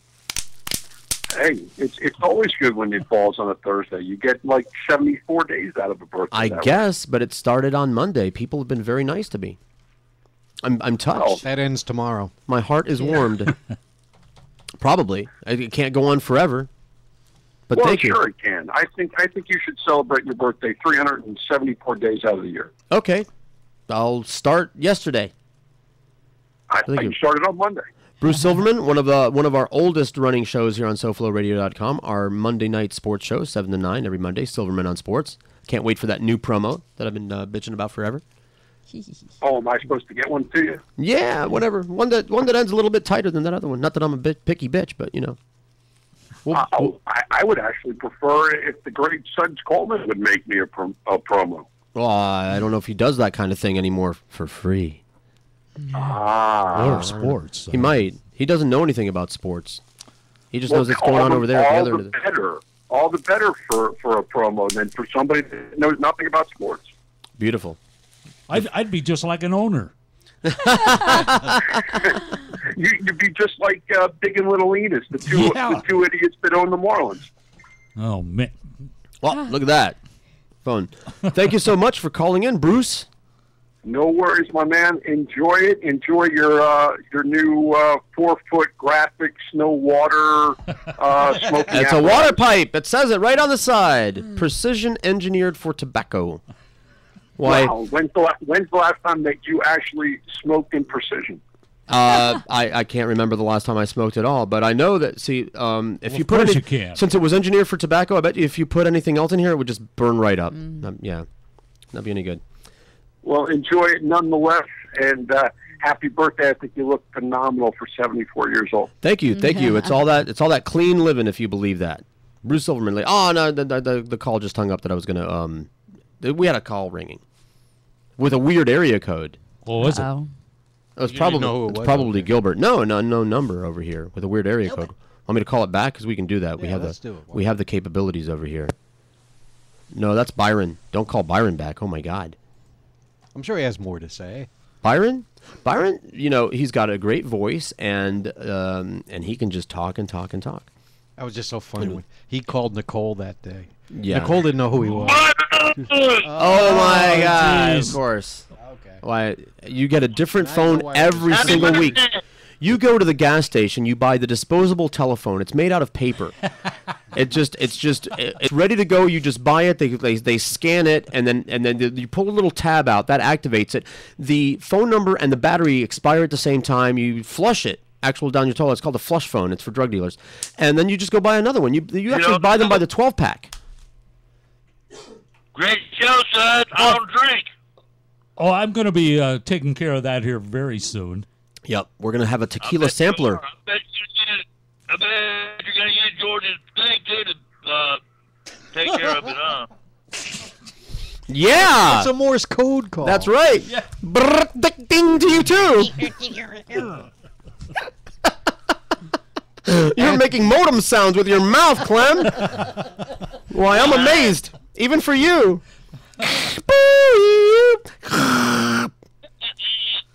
What the hell? You thought I was joking about the gas station drug dealer phone that Clem uses. They're made of paper. They just print the circuit board on a piece of cardboard. Stick a speaker and a mic on it. Speaker on one and mic on the other. That's a phone. You know, I was just looking at my Twitter. All right, hold on. I'll call you on my real phone. Oh no, that's fine. Thank you, Clem Tire Fucker, ladies and gentlemen. Hey, it was wonderful hearing Thanks, from you, man. Clem. Woo! I was just looking at my Twitter account. Yeah. And it reminded me, you know, every time somebody deletes a tweet, Maroon 5 takes it and makes it into a song. Oh, yeah. Oh, where's the rim shot over here? I don't have it. Boy, are you wearing headphone suds? You must know what that sounds like when you bang on the table and drop the phone on the table. What is that? It just... I have shock absorbers on the microphones, but then there's only so much shock absorbing they can do. Ham fist. You ham-fisted fool. That's funny. I just made myself hungry. She saw that. The hang time? Finally found the liner. I hit play, and about 20 seconds later. Yeah, well. So I'm going to blow that computer up and boil it in oil. Probably my 10-year-old daughter uses that computer. She probably put a virus on it surfing those porn sites. I can't, Told her to stay away bestiality porn sites. You're looking up all that tranny porn. Not her. No, not her. No, only that's for Republicans. Oh, sorry. No cracks like that on Monday. What? No, I don't know. I thought you Well, said something else. You said crack. Yeah. We'll just replace the word Republican. Everybody hates crackheads until publican. they want to sell you their iPad for $50. Do it. Should I really do this? All right, here we go, Clem. Take two. Happy birthday, Jorge. Jorge, thank you. That's better. How's this phone? Fine. It's like you're here in the hey, room. For my birthday, are you going to let me fuck your sister? Yeah. Well, you got to get off her first. Oh! That's a hillbilly humor there. If I had a sister, you Yeah. can fuck my goat, though. Everybody has. That's nothing. Your goat's been around more than my wife. Yeah, that's bad, ain't it? That's saying something. Yeah, it is. Yep. She's So as what- famous as your when goat you in these putting parts. Up the thing, I missed Phil Henry and stuff. I missed the whole first hour and a half. Well, the good news is you can go back and watch the video later, and you can appreciate the beauty of the water pipe that I got in the mail. Oh, And I saw it when it came in. yeah, I'm watching the video. rock and roll. Well, it's going to be on YouTube afterwards, so go there and enjoy right it. after what? A couple. Hey, when I'm good and goddamn ready. Okay, that'll work. All right. I want to Just put that right on there. Yep. Hey, great show, son. Thank you. I follow you on Facebook. I see you on there all the time. I send you every once in a while. I say something. Every once in a while. Thanks for the Every once in a warning. while. What's your Facebook name? You know, I slam stuff What do onto you there. think it and- is? Clem Tire Fucker. No, it's not. They don't let you have that name on there. Yes, Yeah. they do. Yeah. Are you one of my Facebook friends? I don't know. I'm gonna Maybe. look. I'm gonna search for you right now. I never thought I'd see the day I was gonna search for Clem. I never did either. Because normally I'd search for ways around it. All one word, tire fucker. Yeah. Clem Tyre. Oh, there you are. Yeah. When are you gonna put a real picture of there? No, nothing. Huh? Oh, only one M on Clem, George. Come on, get it right. I just froze my computer up thanks to Oh, you, look, Clem. they have a new status here on Nope. on Facebook about your relationships. It says, "Don't ask me, ask her." Oh, that's right under complicated. So is that it, Clem? Happy birthday. Good show. Hey, Great show, same Sons. to you, man. All right. I'll be listening to that show Monday. What time is it on? Noon? Noon to 3. All right. All right. Don't call that It's show. gonna be on TV too? Yep. All right, then. All right. Thank you, Clem. Fuck y'all. Okay. Back at you. Say hi to Goat Boy for us. Oh, Goat Boy, Clem, yeah. Usually when people leave the market, they don't interact with us anymore, but we are so addictive. And we have Suds to thank for Clem because he's one of yours. Yeah, yeah. This is what we get when we start commingling audiences over here. That's why they got that in the Bible about commingling fabrics, meat and cheese, and audience members. It clashes that way. So what else you got, Suds? Because I'm going to start talking Meat about and Walking cheese. Dead. Oh, wait a minute. Hold on. Or Boardwalk Can you Empire. hand me that bag there? You got meat and cheese? No, Jesus just reminded me. I brought you a fine birthday gift. Oh, wow. See? Well, let's see. Well, birthday. Well, gotta have a cake. Oh, it's a red velvet cake. Well, it That's said, going to go good with a bong. It said it's a bar cake, and I thought, well, that's for George. That's perfect. Red velvet bar and, cake. I take it to the bar with me later. Bacon. Oh, Bacon. just what I love. He knows what I like. Already fully cooked. I could just open this up and eat it right now. You could, yeah. But there's I keep about 4 or 5 of those right in the car with there's 7 in the glove compartment. Oh, I'm gonna make a bacon dispenser for my car. I just So like you just pull the bacon out and then a new one. You know. Well, mine just pops up like Kleenex. Oh, that's what I'm talking about. Because you just can't have. In case of a bacon emergency, I want to have Wait a like minute. bacon and some glass. Boca Brit's looking behind the monitor, trying to see if she can see where this stuff comes from. Look at this. You can. Yeah. It's just ready to go. It's ready, man. Yeah. This is amazing. Thank you. Suds, man, he speaks to your soul. He gets right up into your brain, and then he won't leave, and you got to start playing Captain Beefheart records to make him leave. Well, that make everybody leave. Yeah, that Captain Beefheart's what you play at the end of the party. It's like you come out in your pajamas and you start playing Captain Beefheart music, and people go, "Oh, okay, Yeah. Party's over." But And it's coming up on the big holidays here. I might not see you again because I Right. know we're all busy. And, Sure. We'll all be going. I kind of like going to Grandma's house, though. Your grandma. Well, I made a sex tape on VHS, and she's the only one that has a recorder. This is killing me. So, This is killing me. Oh, well, sorry about the that. computer. Yeah, when you stop and think about it, it's only like half a Kardashian marriage before Christmas now. Well, I know. Don't worry. Oh, there it is. Oh, thank you. Should have told me. I'm going to put the bacon over Everything here. he touches turns to rocket science.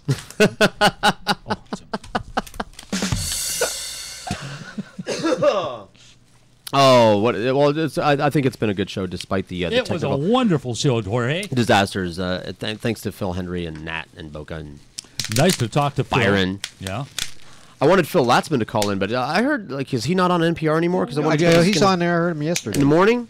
Still? I heard him before they started doing the fun drive. Speaking of NPR, I want to shout out to Michael Stock. I met him before, and he has a show on there. And at some point, he's going to wind up on here. We're going to cross promote, because NPR is the only radio station I really listen to anymore.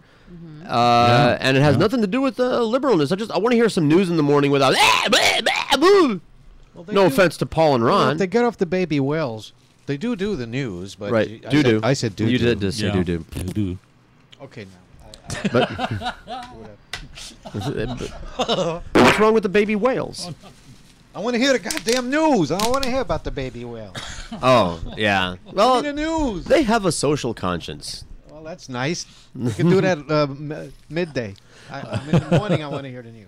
By the way, how much is a pie at Publix? I noticed this is is it about the same price? Depends what pie. I don't know. Like an when apple they're pie. on sale, $3.99 full price. Usually like a key lime, $7.99. No, apple pie. $7.99. Apple pie, $5.99. $5.99. But on sale, $3.99. You let's get you on The Price is Right for a lot of really, reasons. yeah. Really. Then. I'll turn that down. I'll ride the gain. I got it. Spin the wheel. Thank you very much. Don't go by that clock. Hey, how come I don't have a Plinko? That's all we need, a Plinko app. Mouse wheel doesn't do it. Mouse wheel doesn't do it. Missed the virtual. We'll get it working again. By we, I mean me. Hey, when you run a radio station, you got to do all. That's why I list myself as the janitor on my Facebook thing. It's like, really? I thought you were the owner. Well, yes, but I'm also the janitor. I clean the bathroom, especially when Natalie's coming up. Natalie's! You're going to have to stick to Nat, because I'm going to say Natalie. I'm in English mode. This did not happen before Natalie's. It just closes like normal. It just closes like normal.